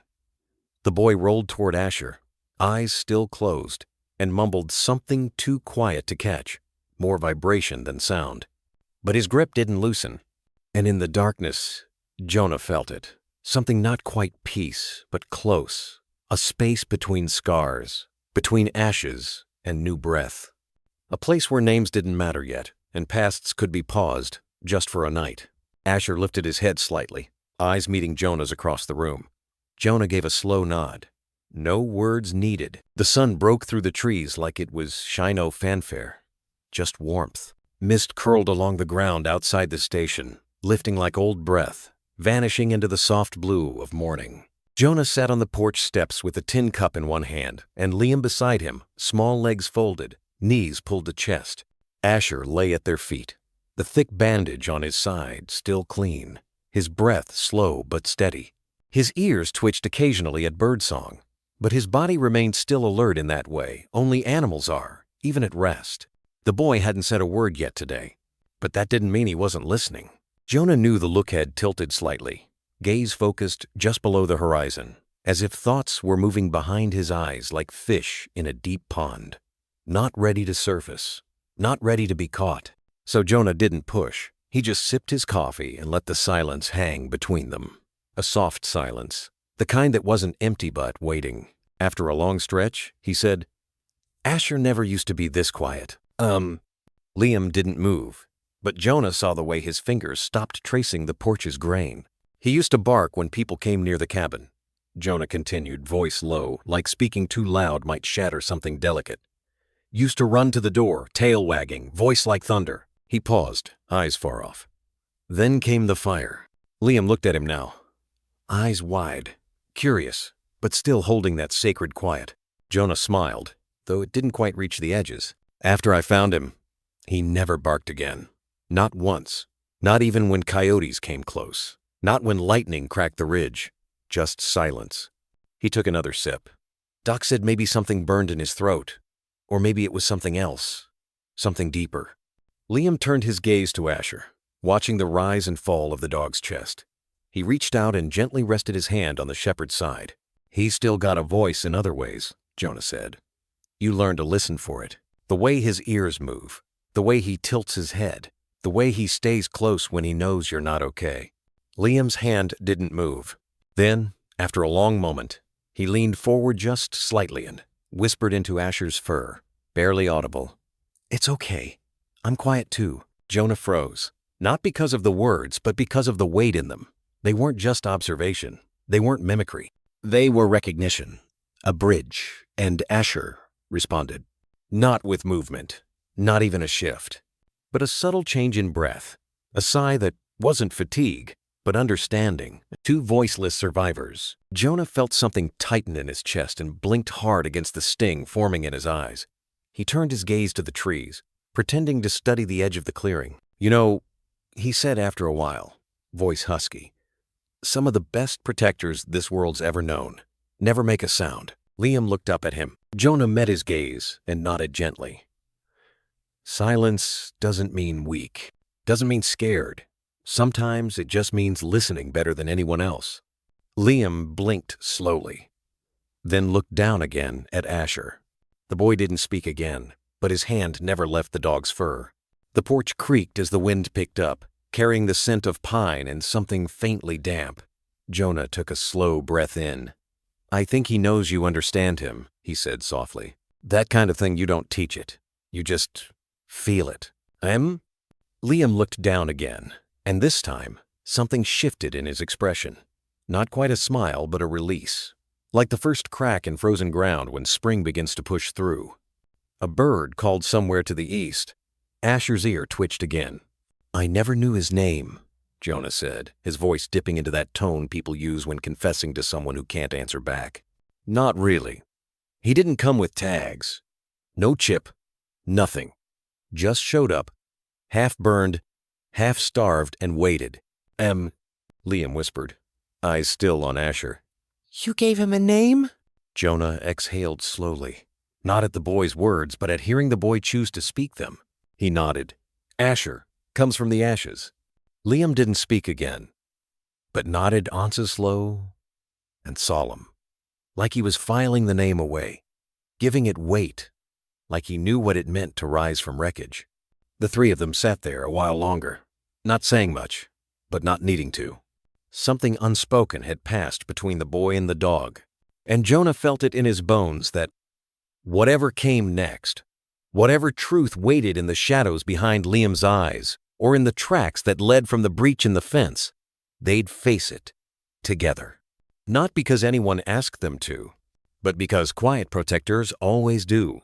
And because, sometimes, the strongest voices in the world aren't spoken at all. The old pickup truck rattled along the gravel road, every bump a gentle protest beneath its worn shocks. Jonah kept one hand on the wheel, the other resting on the passenger seat where Liam sat quietly, his small hand resting lightly on Asher's neck. The shepherd lay curled in the back seat, body stiff with pain but eyes steady, watching the world slide by through the window.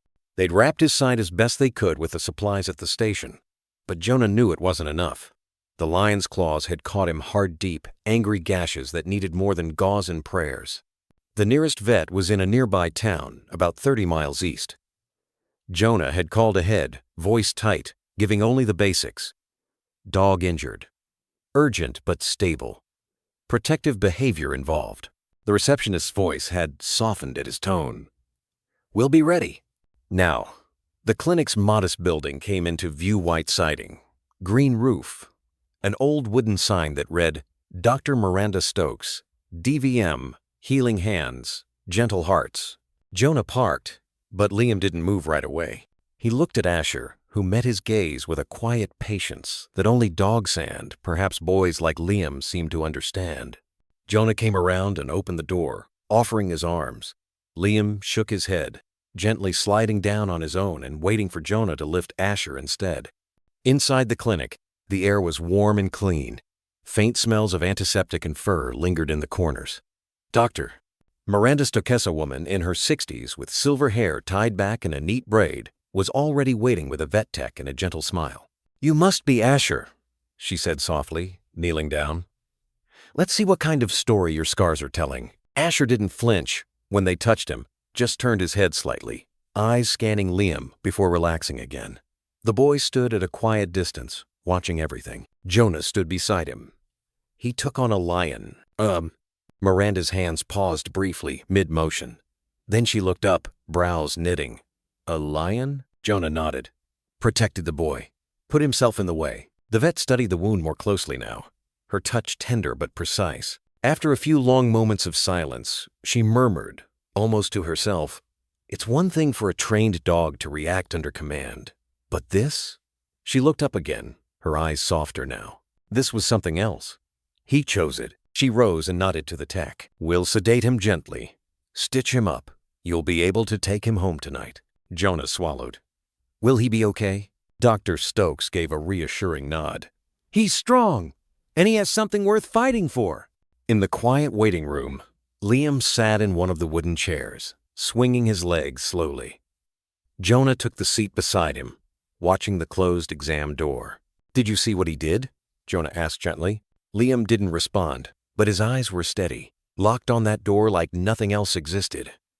After a moment, he leaned his head against Jonah's arm. Not quite a hug, but close. Close enough that Jonah stayed still, let the boy choose how much to give. An hour later, Dr. Stokes returned with a small smile. "He's resting," she said. 27 stitches. Deep, but clean. No organ damage. You got him here just in time." She glanced toward Liam. "You've got one brave friend in there." And Liam stood, eyes wide, hesitating. Dr. Stokes gestured softly. "You can see him." Inside the exam room, Asher lay on a padded mat, an IV trailing gently from his front leg. His side was stitched and bandaged, but his tail wagged Onslow and heavy as Liam approached. The boy knelt down without a word and rested his forehead against Asher's tension. Jonah stood in the doorway, his throat thick. "He didn't just protect him," Dr. Stokes said beside him, voice low. "He chose him. There's a difference." Jonah nodded, voice barely more than a whisper. "I think he saw something." "In the boy?" "In himself." Dr. Stokes was quiet a moment. Then she said, "Animals know, not just instinct, but memory. Pain recognizes pain. And sometimes, love recognizes what's worth saving." Asher closed his eyes as Liam gently stroked his fur. Jonah watched them, the soft rise and fall of the boy's breath beside the battered warrior who had once been discarded just like Liam. And something clicked into place. He thought back to the wildfire the day Asher stumbled out of the smoke, body burned, spirit nearly gone. And now, this boy barefoot, silent, abandoned behind a broken fence, like a ghost someone was trying to forget. Asher hadn't just protected Liam. He'd recognized him, not with eyes, but with the part of him that had once burned and healed. Jonah exhaled slowly, leaning against the doorframe. Whatever this was, whatever had brought that boy and that dog together, it wasn't chance. It was something older, something deeper. The kind of bond that doesn't ask permission. It simply is. The air outside the ranger station was still thick with late summer heat, the kind that clung to your skin and made every breath feel heavier. But inside the shade of the main cabin, the world slowed quiet, like the stillness that comes after a storm. Asher lay curled on a thick blanket near the doorway, his side stitched and wrapped, his breath slow but steady. Liam sat beside him, fingers gently tracing the fur between his ears. Neither spoke. They didn't need to. Jonah stood at the sink, rinsing out a coffee mug, watching them over his shoulder with something like reverence in his eyes. But the spell broke when the door creaked open and a tall figure stepped in. Ranger Mason Hill, boots dusty from patrol, clipboard in hand. "Jonah," Mason said with a nod, then paused when he spotted the scene. His eyes flicked from Liam to Asher. He let out a low whistle. "Heard your dog took on a lion. Damn lucky." Jonah dried his hands with a towel, eyes narrowing slightly. "Not luck," Mason shrugged. "Still, brave thing to doe for a mutt." That word hung in the air like a wrong note. Liam's head turned slightly, not quite understanding, but sensing something in the tone. Jonah stepped forward, voice even but edged with steel. "He's not just a dog, Mason." Mason blinked, caught off guard by the shift in tone. "Didn't mean anything by it. Just saying." "No," Jonah cut in. "You weren't just saying. You were reducing him." He took another step forward, his voice low, controlled. "That dog didn't run from fear. He ran toward it. He put his body between a child and claws, and he didn't hesitate." Mason raised his hands. "Okay, all right. I get it." But Jonah wasn't done. He's not just muscle or instinct. He remembers pain. Not like we do with words and pictures, but with bones, with breath, with the way his ribs tighten every time he hears fire crackle. There was a long pause. Even the ceiling fan seemed to hush. He remembers being left behind, burning, broken, and still, when it came time to choose, he chose to protect. Mason looked away, shifting awkwardly. Jonah's voice softened, but didn't lose its weight. He didn't do it because someone told him to. He did it because he knows what it means to hurt, what it means to save someone else from that. Behind them, Liam had wrapped his arms around Asher's neck, holding him gently. And then, a whisper. Small. Clear. He's not a dog. Both men froze. Liam's voice came again, firmer this time. He's my friend. The room tilted, just slightly. Jonah turned, his breath catching. Liam didn't look up. He kept his arms around Asher, cheek pressed against fur. But in those 5 words, something ancient and sacred had been spoken. Not a label, a truth, a vow. Jonah walked over slowly, crouching beside them. "Yeah, buddy," he said softly. "He's mine, too." Asher let out a low, contented sigh, eyes half-lidded but alert. His tail thumped once, slow and certain. Mason shifted uncomfortably again, rubbing the back of his neck. "Didn't mean to offend. Guess I just never saw one act like that before." Jonah looked up at him. "That's because most of us don't give them the chance to be more." There was a silence, then thick but not heavy. A recognition had passed through the room. Not every kind of understanding needs words. Mason gave a small nod and turned toward the door. "I'll check the perimeter again. Let you know if I see anything unusual." When the door clicked shut behind him, Jonah exhaled slowly. He glanced at Liam. "You did good, kid." The boy didn't answer, but his hand moved gently across Asher's side, right where the fresh stitches met scarred skin. A reverence in that touch, like he knew how close he'd come to never feeling it again. Jonah leaned back against the wall, watching them, and somewhere inside, a thought flickered. Maybe the world didn't need more soldiers or survivors. Maybe it just needed more beings willing to understand each other's silence. He looked at the pair curled up together on the floor, boy and dog, broken in different ways, but healing in the same rhythm. And he thought, maybe this is what rescue really looks like. Not flashing lights, not sirens, but a small boy whispering "friend" over the heartbeat of something that once saved him. The knock came just after noon. It wasn't rushed or loud, just 3 firm taps, official, measured, the kind of sound that made your stomach knot before your mind could catch up. Jonah opened the door to 2 people in pressed shirts and state-issued smiles. The woman spoke first. Her badge read Darla McRee, Child Welfare Services. The man beside her, younger, looked like he was trying to memorize everything at once. The layout, the dog, the boy. "Mr. Keller?" Darla asked gently. He nodded once. "I'm here regarding the child found near the edge of your reserve, Liam." Behind Jonah, in the living room, the boy sat cross-legged beside Asher. They were building something with sticks and string, some sort of crude animal trap Liam had seen in a survival book. Asher, ever patient, let him loop twine around his tail as though it were a tent pole. Jonah stepped onto the porch, closing the door behind him with a quiet click. "Has someone come forward?" Darla's expression softened, practiced. "Maybe, but not cold." "Number?" "We've checked all active missing children reports within 3 states. His face doesn't match any database. His fingerprints came up clean. No school registration, no insurance, no record of any kind." "So he's—" Jonah hesitated, the word catching like burrs in his throat. "Unidentified," she said gently. "And that means if we don't locate a legal guardian within the next 72 hours, he'll be placed in temporary state care." "Foster care?" he asked. "Worse," the younger man murmured before Darla shot him a glance. "Technically a holding facility, an orphanage, until further placement is possible," she clarified. "Short term, but it's protocol." Jonah's jaw clenched. He looked out toward the trees, the place where Liam had emerged days ago, clutched in Asher's wounded side like a buried truth finally unearthed. "You take him?" Jonah asked, voice low. "It's not personal," Darla said. "We're just doing our job. We aren't here to remove him tonight, just to begin paperwork, investigate custody possibilities, maybe even assess if I can't let you take him." His voice was flat, like a stone skipping once across water, then sinking fast. Darla blinked. "Mr. Keller, with all due respect, you're not family." "I know that. You're also not registered as a foster provider." He looked her dead in the eye. "I didn't register to find him either." Silence. The younger man scribbled something on a clipboard, as if that line alone deserved documentation. "Listen," Jonah continued, slower now, less fire but more weight. "I don't think he was abandoned. Not in the way you're thinking."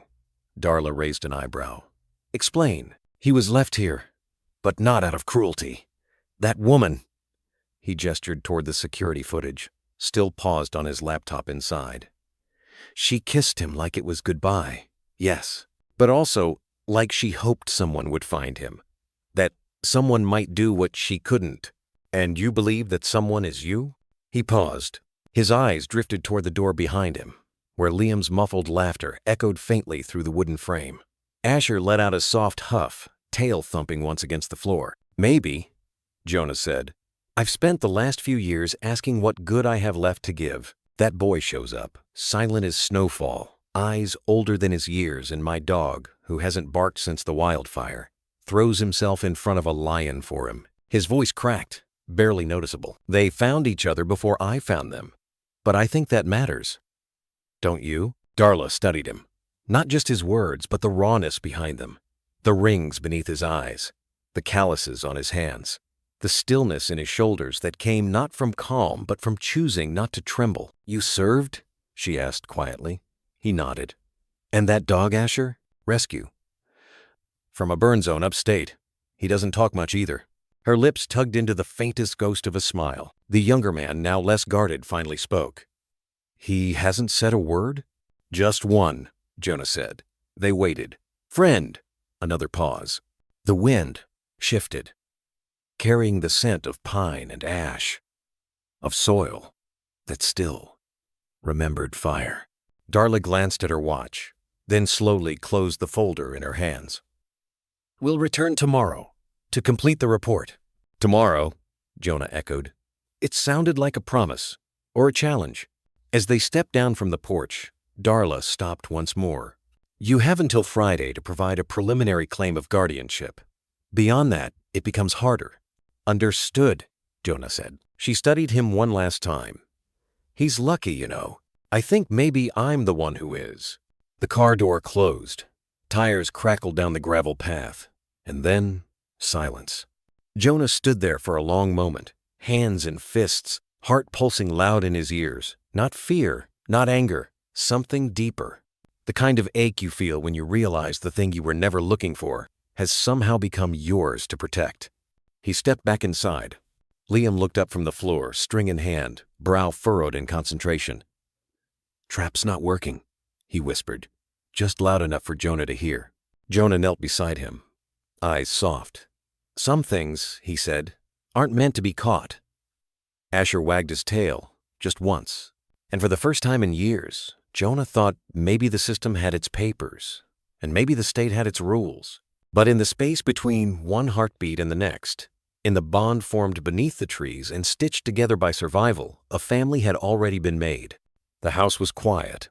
Not the kind of quiet that invited sleep, but the kind that followed a storm with too much stillness, like something was waiting to echo back.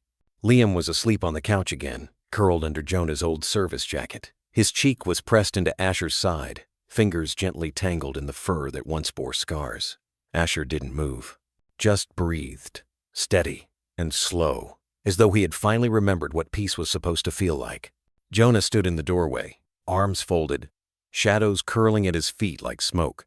The moon poured through the window and lit the boy's profile and silver small nose, dust-smudged cheek, lashes too long for the kind of life he'd clearly lived.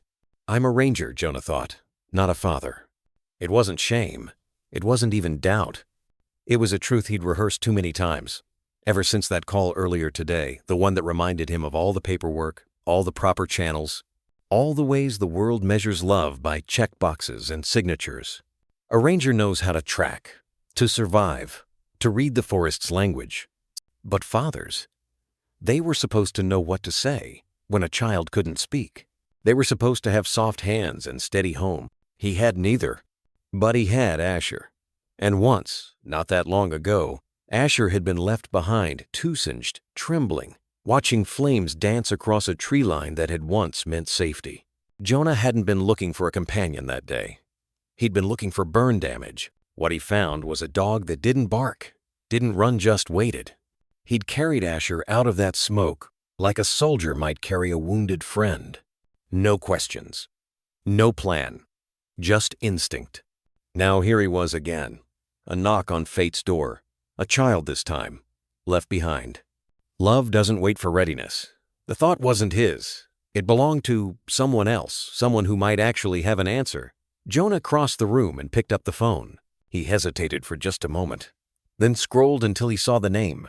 Cal Mason, retired, former wildlife biologist. But more than that, Cal had taken in a boy from foster care 7 years ago. A kid named Drew, who now played guitar, wore mismatched socks, and once sent Jonah a handmade Christmas card that simply said, "You matter." The phone rang 3 times. Then Cal's voice, rough and kind, came through the line. "Jonah Keller, I was starting to think you'd vanished into the brush." Jonah almost laughed. "Almost? Yeah. Sorry to call late. You okay?" There was a pause. Jonah looked over at Liam, who stirred slightly in his sleep but didn't wake. Asher blinked, ears twitching once, then settled again. "I found a kid," Jonah said. "Out near the southern boundary. No name at first. No words either. He's talking now. Just a little." Cal didn't interrupt. "I don't know where he came from. There's no record of him anywhere. And today the state came by. They said if no one claims him, he goes into the system." Cal exhaled on the other end. "And what do you want to do?" Jonah hesitated. "That's the part I can't figure out. You thinking of keeping him? I don't even know how to begin. I'm not qualified." Cal chuckled, soft and tired. "Jonah, I had 3 ferns in my apartment when I first brought Drew home. I killed all of them within a week, and the only books I owned were field guides and 1 copy of Mice and Men." That's comforting," Jonah said dryly. "Here's what I mean. You don't become ready. You become willing. And the rest, well, you build it. Slowly, messily. But you build it." Jonah sat down at the table, ran a hand over the worn wood. "I just keep thinking, what if I mess him up?" "What if you don't?" Cal replied gently. The silence between them stretched, but it wasn't uncomfortable. "Jonah," Cal continued, "do you remember what you told me when I called you about Drew that first night?" "Not exactly. You said, 'You're not a rescuer, Cal. You're a restarter. That kid doesn't need saving. He needs space to begin again.'" Jonah blinked. "I said that?" "You did. And you were right." He rubbed at his jaw. "I'm not used to being on the other side of that sentence." "I know," Cal said. "But listen, love doesn't wait for readiness. It doesn't check your bank account or your blueprints. It doesn't need you to feel like a father. It just acts, and sometimes that's enough." Outside, a wind moved through the trees like breath. Jonah looked toward the couch again. Liam had turned in his sleep, face nuzzling deeper into Asher's fur. The dog didn't flinch. "They found each other before I found them," Jonah said aloud, more to himself than to Cal. "Sounds like fate isn't the kind to knock politely," Cal said. "Sometimes it just walks in, muddy boots and all, and dares you to say yes." They sat there a moment longer, across the invisible miles. Then Jonah whispered, "Thanks, Cal." "Anytime, brother." "And Jonah?" "Yeah, whatever you decide, he's already better off than wherever he came from." Jonah hung up and sat there in the dark for a long time. No conclusions. Just the steady drumbeat of a question that now felt more like a calling. What if I'm not just the one who found him, but the one he was meant to be found by? He rose and crossed to the couch. Liam stirred but didn't wake. Jonah pulled a blanket over the boy's small frame, fingers trembling just slightly. Asher opened one eye, then let it close again. In that room, bathed in moonlight and memory, 3 survivors slept beneath the same roof. None of them whole, but maybe, just maybe, on their way there. The house was still. Outside, the wind brushed softly through the pine, a hush of branches swaying like lullabies.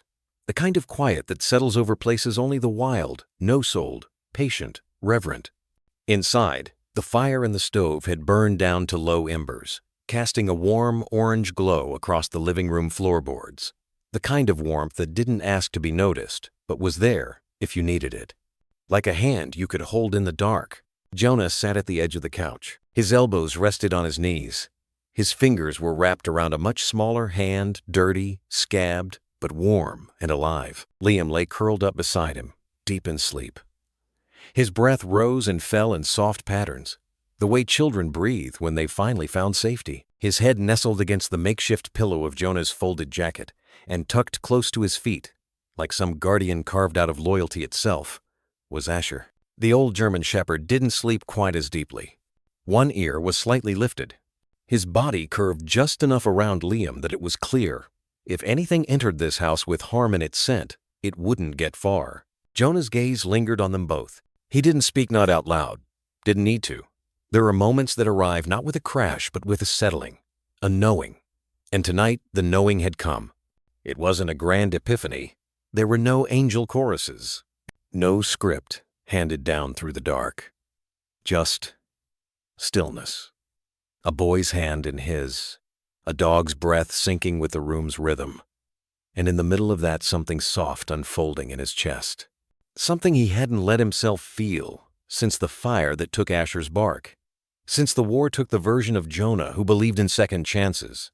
Now, he just watched them. The boy, the dog, the silent thread that ran between them. Both had been found. Not by accident, by timing, by something that had known Jonah better than he knew himself. The world would ask questions. Forms would be filed. There'd be interviews and home visits and 100 little tests to prove what Jonah already knew in his bones. But none of that mattered tonight. Tonight, there was just a boy who came from nowhere, who flinched at loud noises but leaned into affection like he didn't remember how to receive it. A boy who, when given a slice of peach pie, had eaten slowly like savoring sweetness, was still a foreign ritual. A boy who, when Asher limped slightly that afternoon, had touched his leg with the gentlest care Jonah had ever seen from someone so small. That boy belonged here. Not in some sterile room under fluorescent lights. Not shuffled between strangers. Not re-lost after finally being found. Jonah reached out and smoothed a curl of hair from Liam's forehead. The boy didn't stir, but his fingers, still in Jonah's grasp, tightened briefly, as if even in sleep, he knew he wasn't alone anymore. "You're not going anywhere, kid," Jonah said quietly. His voice broke a little at the end. He didn't mind. Asher lifted his head, met Jonah's gaze, held it. There was no need for barking. There never had been. Asher had said everything with his silence. They were both survivors, not just of fire or war or whatever storm had left Liam in the woods, but of what comes after. The rebuilding, the choosing. Jonah didn't think of himself as a savior. Hell, he didn't even think of himself as parental. He still left his boots by the door with dried mud on the soles, still forgot to buy fresh milk half the time, still kept canned soup as a meal option far too often. But he showed up. He stayed. He didn't flinch at trauma or silence. And maybe that was the start of something that could grow into more. He looked at the old photo still sitting on the mantel. His father in Ranger green, his mother's soft smile, and behind them a black and white blur of their first dog kip. Jonah hadn't realized until this moment how much of them still lived in him. He felt the echo of his mother's hand on his shoulder whenever he doubted. He heard his father's low voice reminding him, "The wild doesn't test you to break you. It tests you to see if you'll stay." He was staying. The decision was simple, really. The state could keep its timelines, its rules. Jonah would meet them, sure. He'd fill the forms, show up to interviews, fight through whatever bureaucratic walls tried to separate them. But in every way that mattered, tonight was the real beginning. He shifted slightly so he could lean back, one arm now resting lightly across Liam's sleeping form. Not too heavy, just there. Asher laid his head back down and let out a long, soft sigh-hone that seemed to settle something deeper than fatigue. Outside, a coyote called, once, far off. The wind answered. Inside, the fire whispered. And Jonah Keller sat in the quiet with a boy and a dog and a promise he didn't have to speak again, because it was already being kept. Jonah stood on the porch, clipboard in hand, the ink still drying beside the word guardian. Officially, it was just paperwork. Unofficially, it felt like crossing a line he didn't know he had permission to. Inside the cabin, Liam padded down the hall in socks, hair tousled from a nap, shirt too big. He gave Jonah a small, wave-silent, sincere. Close behind came Asher, the aging German shepherd, now Liam's constant shadow. Where Liam went, Asher followed. By the porch, in the garden, or under his bed at night. Jonah held the clipboard out to Liam. "Some folks from the county are coming. They'll ask questions. About us." Liam pointed to Asher, then to Jonah, then placed both hands over his heart. Jonah's throat tightened. "Yeah," he said. "Us." Caseworkers arrived midweek. Darcy Finn, from Child Services, walked the home with sharp eyes but a kind face. She noted fire alarms, first aid kits, the mattress. When asked about bedtime, Asher stationed himself quietly by Liam's side. "Is he always this close?" Darcy asked. Jonah smiled. "I think he thinks it's his job." Over 2 tense hours, Jonah answered every question, sweat gathering at his collar. When he apologized for the chipped windowsill, Darcy only said, "I've seen worse." That night, Liam slept early. A sketchpad beside him showed 3 stick figures, a tall man, a boy, and a big-eared dog. "Guess that's us," Jonah whispered. From under the bed, Asher sighed deeply. Jonah rested his hand between the dog's ears. "We're doing it, old boy. One form at a time." Over the next weeks came fingerprints, phone calls, interviews. Jonah sent letters from his ranger station and Asher's vet. Each signature was a silent promise. "I choose him." One evening, Jonah found Liam sitting quietly, holding an old ranger badge. Without a word, Liam pressed it to Jonah's chest, over his heart. Jonah blinked fast. "Thanks, kiddo." Storms came. So did silence from the county days without return calls. Jonah, in line at the local office, was told his file was flagged. Lone Ranger, isolated cabin, silent child, wild dog. He drove home numb. At the cabin, thunder cracked above them. Jonah stared into the fire, unable to explain what he hadn't told Liam, that the world might not trust what they had. And then small footsteps. Liam, barefoot and wrapped in a blanket, walked over and draped it over Jonah's shoulders. He sat beside him, quiet, present. "They think I'm not enough," Jonah whispered. "Just a ranger, with a broken dog, and a kid who doesn't talk." Liam reached out, placed a hand over Jonah's chest. "You're my Jonah," he said. Jonah froze. It was the first time Liam had spoken since the hospital. His voice cracked. "And you're my kid." That night, Jonah pulled out the adoption forms again. The system hadn't changed, but he had. They weren't just surviving anymore. They were choosing each other. The call came on a gray Tuesday. The sky hung low, ground still damp from yesterday's storm. Jonah had just poured coffee when the phone rang an unknown number. He hesitated, heart hammering, then answered. "Mr. Keller?" a calm voice asked. "This is Elaine Holt from the Final Review Board.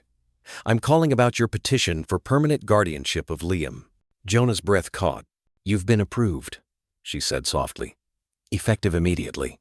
Silence followed deep, stunned. Jonah sank into a chair, hand pressed to his mouth, the other trembling against the table. The kettle on the stove screamed, but he didn't hear it. I don't know what to say." "You don't need to," Elaine replied. "Just take care of him. The home visits, the letters, the drawings, we saw what mattered. And that dog of yours, he might have sealed the deal." Jonah let out a breath that was half laughter, half tears. "Thank you." "You're welcome, Jonah. Congratulations. You're a father now." He stayed seated long after the call ended. The cabin, still as a held breath. Then pause across the floor. Asher approached, slow and steady, pressing his head into Jonah's chest. Jonah buried his hands into Asher's fur. "We're a family now," he whispered. A tear slid down his cheek. Asher didn't flinch. Soft footsteps again. Liam appeared, rubbing his eyes, hair tousled from sleep. He looked at Jonah, then at Asher. Jonah crossed the room and knelt. "I got a call," he said. "A good one," Liam blinked. They said you get to stay, Jonah continued. For good, not just until someone else comes. Forever. He rested a hand on Liam's shoulder. You're mine, and I'm yours. Liam didn't answer. Instead, he stepped forward and wrapped his arms around Jonah's neck. The hug was tight, awkward, and perfect. Jonah closed his eyes and held him. Asher circled them once, then nudged his nose into Liam's elbow. Liam smiled. Just a little. Just enough. Later that morning, Jonah taped the guardianship letter to the fridge. It was plain, bureaucratic, stamped and signed. But to him, it was proof. A ranger, a silent boy, a dog who never left, and now a family. That night, they had pancakes for dinner. Not tradition, just a wish Jonah remembered. Liam staring at a pancake box like it held something magical. So Jonah cooked. Burned the first batch, nailed the second, added blueberries just because. They ate in comfortable silence. Later, as firelight flickered low, Jonah tucked Liam into bed. No stories tonight. The story was already around them. As he turned to leave, he noticed Asher already slipping under the bed, resting his head on his paws like always protector without orders, just instinct. Jonah paused at the doorway. Sleep well, he whispered. Then, good night, Dad. Jonah froze, didn't move, didn't cry. He just smiled. The kind that hurts, because it's too full to hold in. And outside, Ember Ridge stood quietly in the dark. No more fires, no more storms, just the sound of belonging. The morning light filtered through the pines in soft gold. Ember Ridge stretched ahead like a living canvas, dewdrops, birdsong, saddle creaks, and something softer, quiet expectancy. Today was the day. Jonah adjusted Liam's helmet, checked Ivy's reins, then gave a low whistle. Asher trotted over, lighter, now-less soldier, more soul who'd chosen to stay. Liam grinned from the saddle. Is he coming the whole way? You think he'd let us go without him? Jonah replied. They started slowly. Ivy's steps steady, the trail winding through sunlit glades and tree-filtered shade. Asher kept pace on Liam's left, alert but calm. For the first time in months, he wasn't guarding. He was just walking with his family. 20 minutes in, Liam pointed to paw prints. Mountain lion, Jonah said, crouching. Female, she's just passing through, Liam whispered. Like Asher. Jonah looked up. Yeah, just like Asher. Later, a fawn burst across the trail, all legs in wildness. Liam gasped and laughed. Really laughed. Deep, unrestrained. Joy from somewhere untouched. Jonah froze, watching. Asher tilted his head, ears twitching. Then his tail gave a small wag, and Jonah's grip on the reins tightened not from fear, from something else. That laugh meant something had come back to life. By midday, they reached the overlook. The valley opened below like a cradle of gold and green. Jonah helped Liam down. They sat on a rock, Asher curled beside them, watching the world as if it needed watching. My mom never saw this place, Liam said quietly. Jonah didn't speak. Think she would have liked it? Jonah laid a hand on the boy's shoulder. Yeah, I think she would have loved it. On the way back, Liam grew silent again, but it wasn't the hollow kind, just full, peaceful. He reached down once, brushing his hand along Asher's back.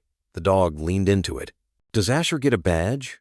Liam asked suddenly. Jonah blinked. What? You have one. Rangers get badges. He's part of the team. Jonah smiled. He doesn't need one. Everyone knows who he is. Liam nodded like that made perfect sense. Back at the cabin, evening melted through the trees. Jonah brushed Ivy and let her loose in the pasture. Liam sat on the porch with Asher, both watching the horizon. Same posture, same stillness. Jonah joined them. No one spoke, but something had changed on that trail. A laugh had returned. A dog had walked free. And a man who never thought he'd be more than a guardian wondered if maybe, just maybe, he was becoming a dad. They reached the ledge before sundown. It jutted from the ridge like a sentinel. Wild grasses framed its edge. Jonah knew the history here. The fire, the ash. But now, green had returned, soft, earned.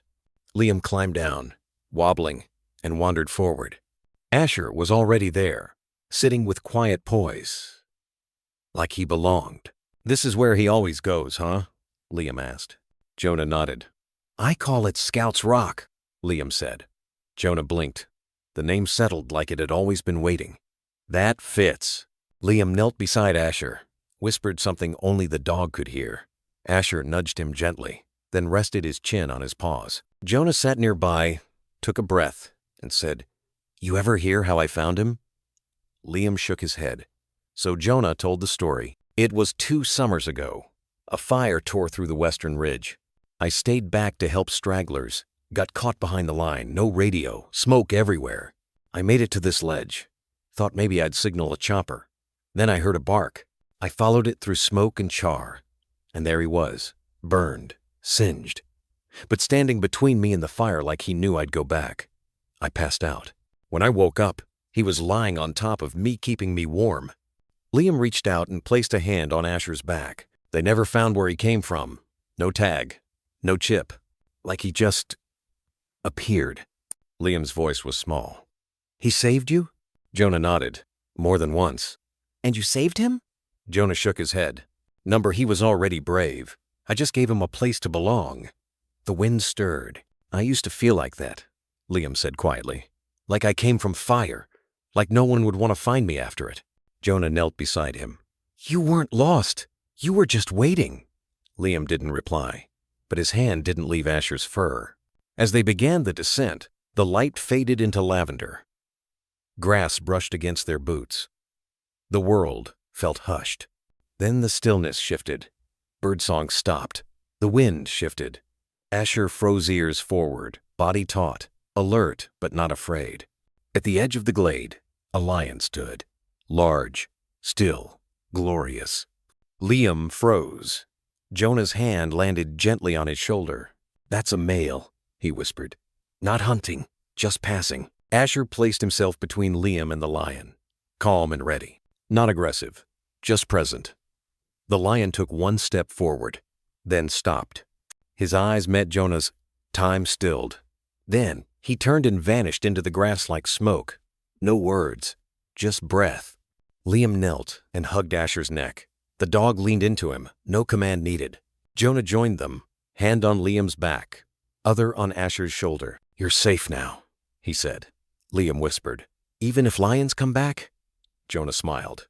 Even then, they stayed there as stars, appeared tiny silver dots above a ridge where fire once lived.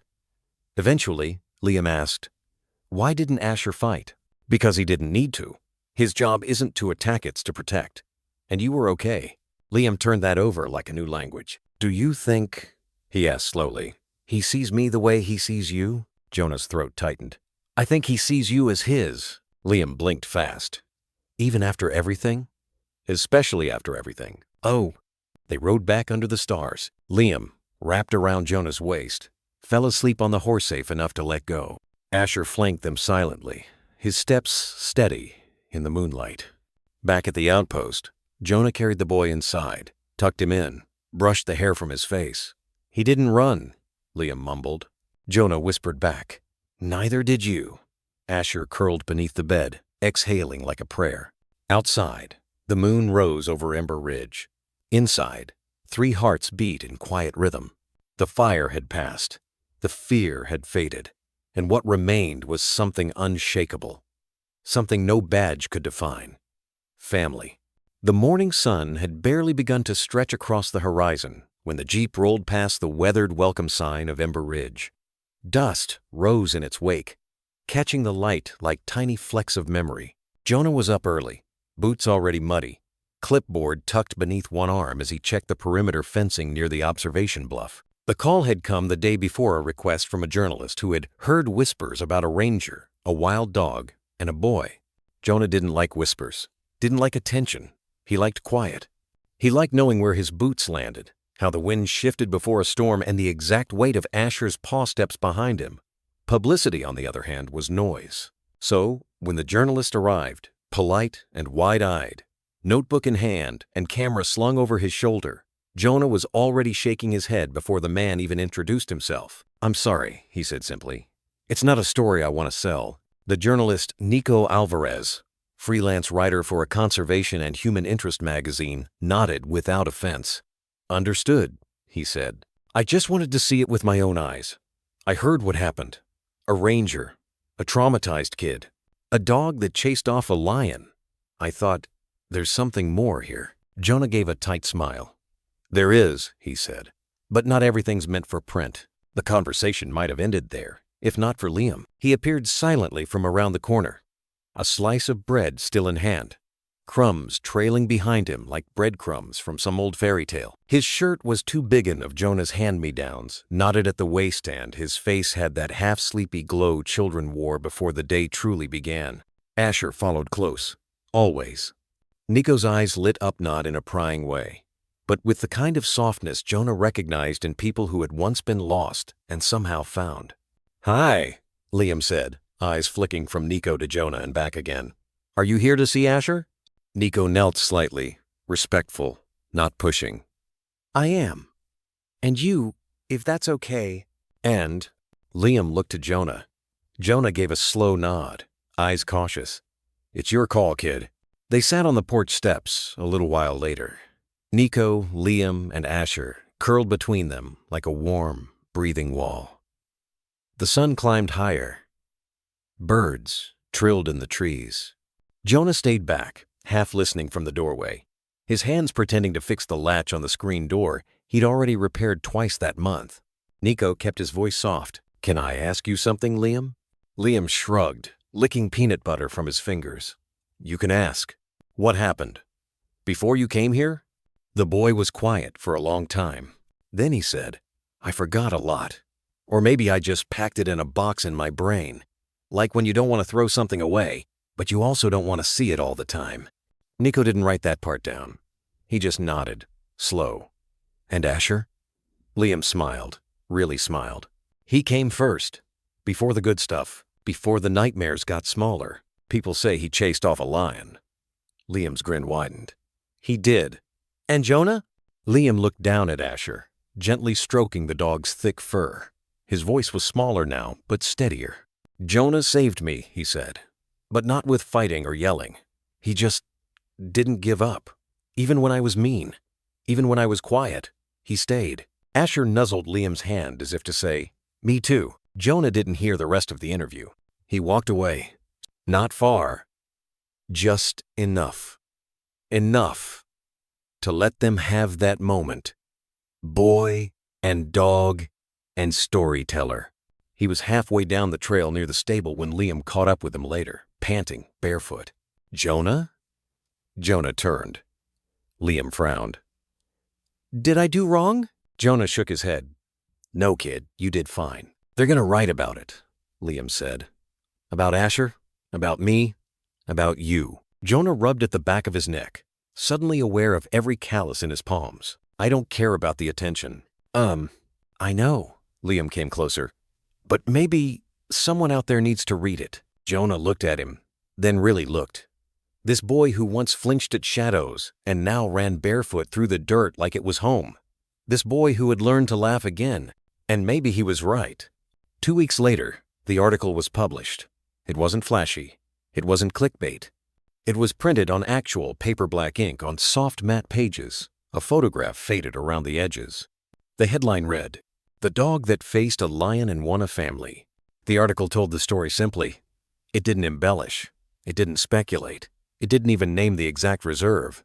It just told the truth. About a boy who had seen too much. About a dog no one expected to survive. About a ranger who didn't ask to become a father but became one anyway. There was a photo at the bottom. Not staged, just Jonah, sitting on the porch, Liam resting his head against his side, and Asher between them, alert but calm. The sun behind them blurred the details, but the story was already clear. Family, in the truest sense of the word. Later that evening, Jonah found the magazine folded neatly on the kitchen table, peanut butter smudged across the edge. Liam was asleep in bed. Asher curled beside him. Jonah sat at the table long after the lamps dimmed, the photo in his hand, thumb pressed against the caption like he was trying to feel the weight of it. He didn't need anyone to know, didn't need headlines, but somehow he was glad the story was out there. Because it wasn't just about survival. It was about staying, choosing each other even when the world said no. Even when it was hard, especially when it was hard. He placed the magazine down gently, then walked into Liam's room, knelt beside the bed, and rested a hand over Asher's back. "Good boy," he whispered. It came on a Tuesday. A plain envelope, no return address, no postage mark. Just a hand-delivered slip of paper tucked between the folds of the monthly supply delivery, nearly missed between the invoices and feed reports. Jonah found it resting atop a burlap sack of grain, the paper already curling at the corners from the dry heat. He turned it over once, twice. Nothing. No name. No stamp. But something about it made his throat tighten. He slipped it into his back pocket and carried on with the afternoon, checking the fence line, refilling the water troughs, ruffling Asher's ears when the dog trotted alongside him with that slow, steady gait that had become second nature. But the envelope stayed there, tugging like a splinter beneath the skin. He waited until nightfall. Liam was asleep, his breathing soft and steady, his arm slung over Asher like a boy who had finally found his anchor in a world that once capsized him. Jonah sat on the porch, the desert wind brushing through the trees like whispers that didn't want to wake anyone. The stars blinked faintly overhead, but the world was quiet settled. He opened the envelope. Inside, a photo. Old, grainy. The colors faded around the edges, like it had been handled too many times. Cried over too many nights. Liam, just a baby. No more than a few months old, swaddled in a cotton blanket, one chubby hand curled beside his cheek. He looked up at the camera, those same eyes Jonah saw every day now, wide and dark and open to the world before it taught him to fear it. Taped to the back of the photo was a single scrap of paper. No name, no explanation. Only 10 words. "Thank you for loving him. I couldn't." Jonah sat for a long time. Didn't cry, didn't move.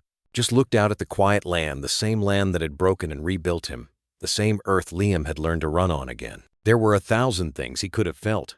Anger, confusion, bitterness. But what he felt, above all else, was sorrow.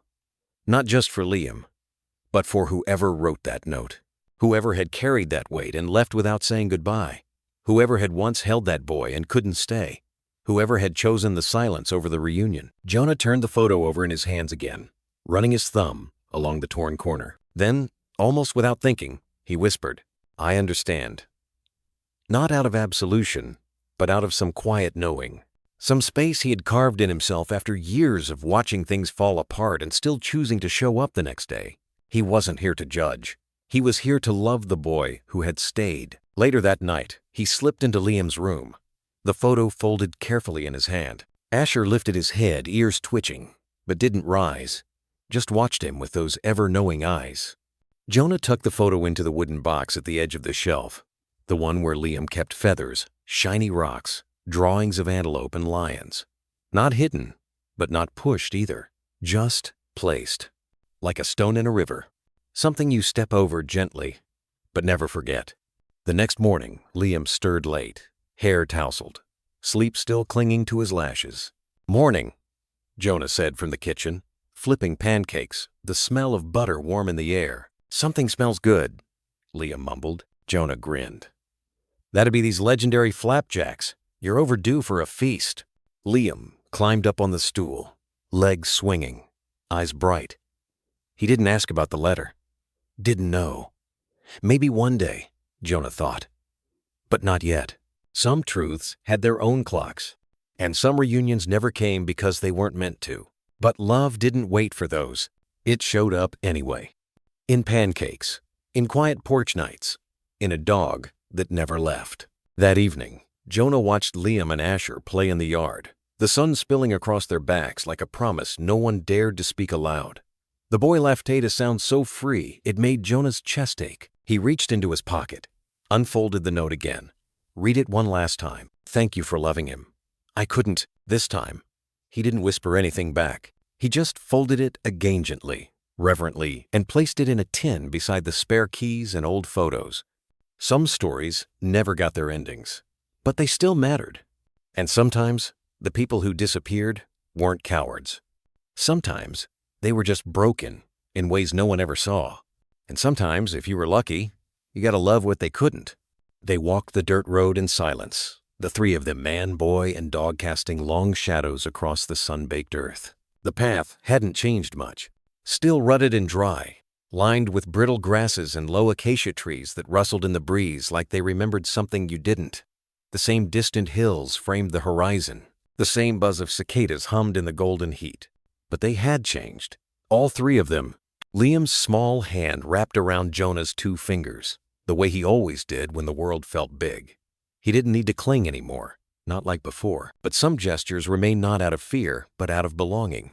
Asher walked slightly ahead, ears perked, nose twitching with each shift in the wind. Not patrolling, not guarding, just being. Comfortable. At peace. His tail swept lazily behind him, leaving faint marks in the dust that faded with every step. They weren't heading anywhere urgent. There was no destination beyond this walk. It was simply tradition, now a kind of remembering.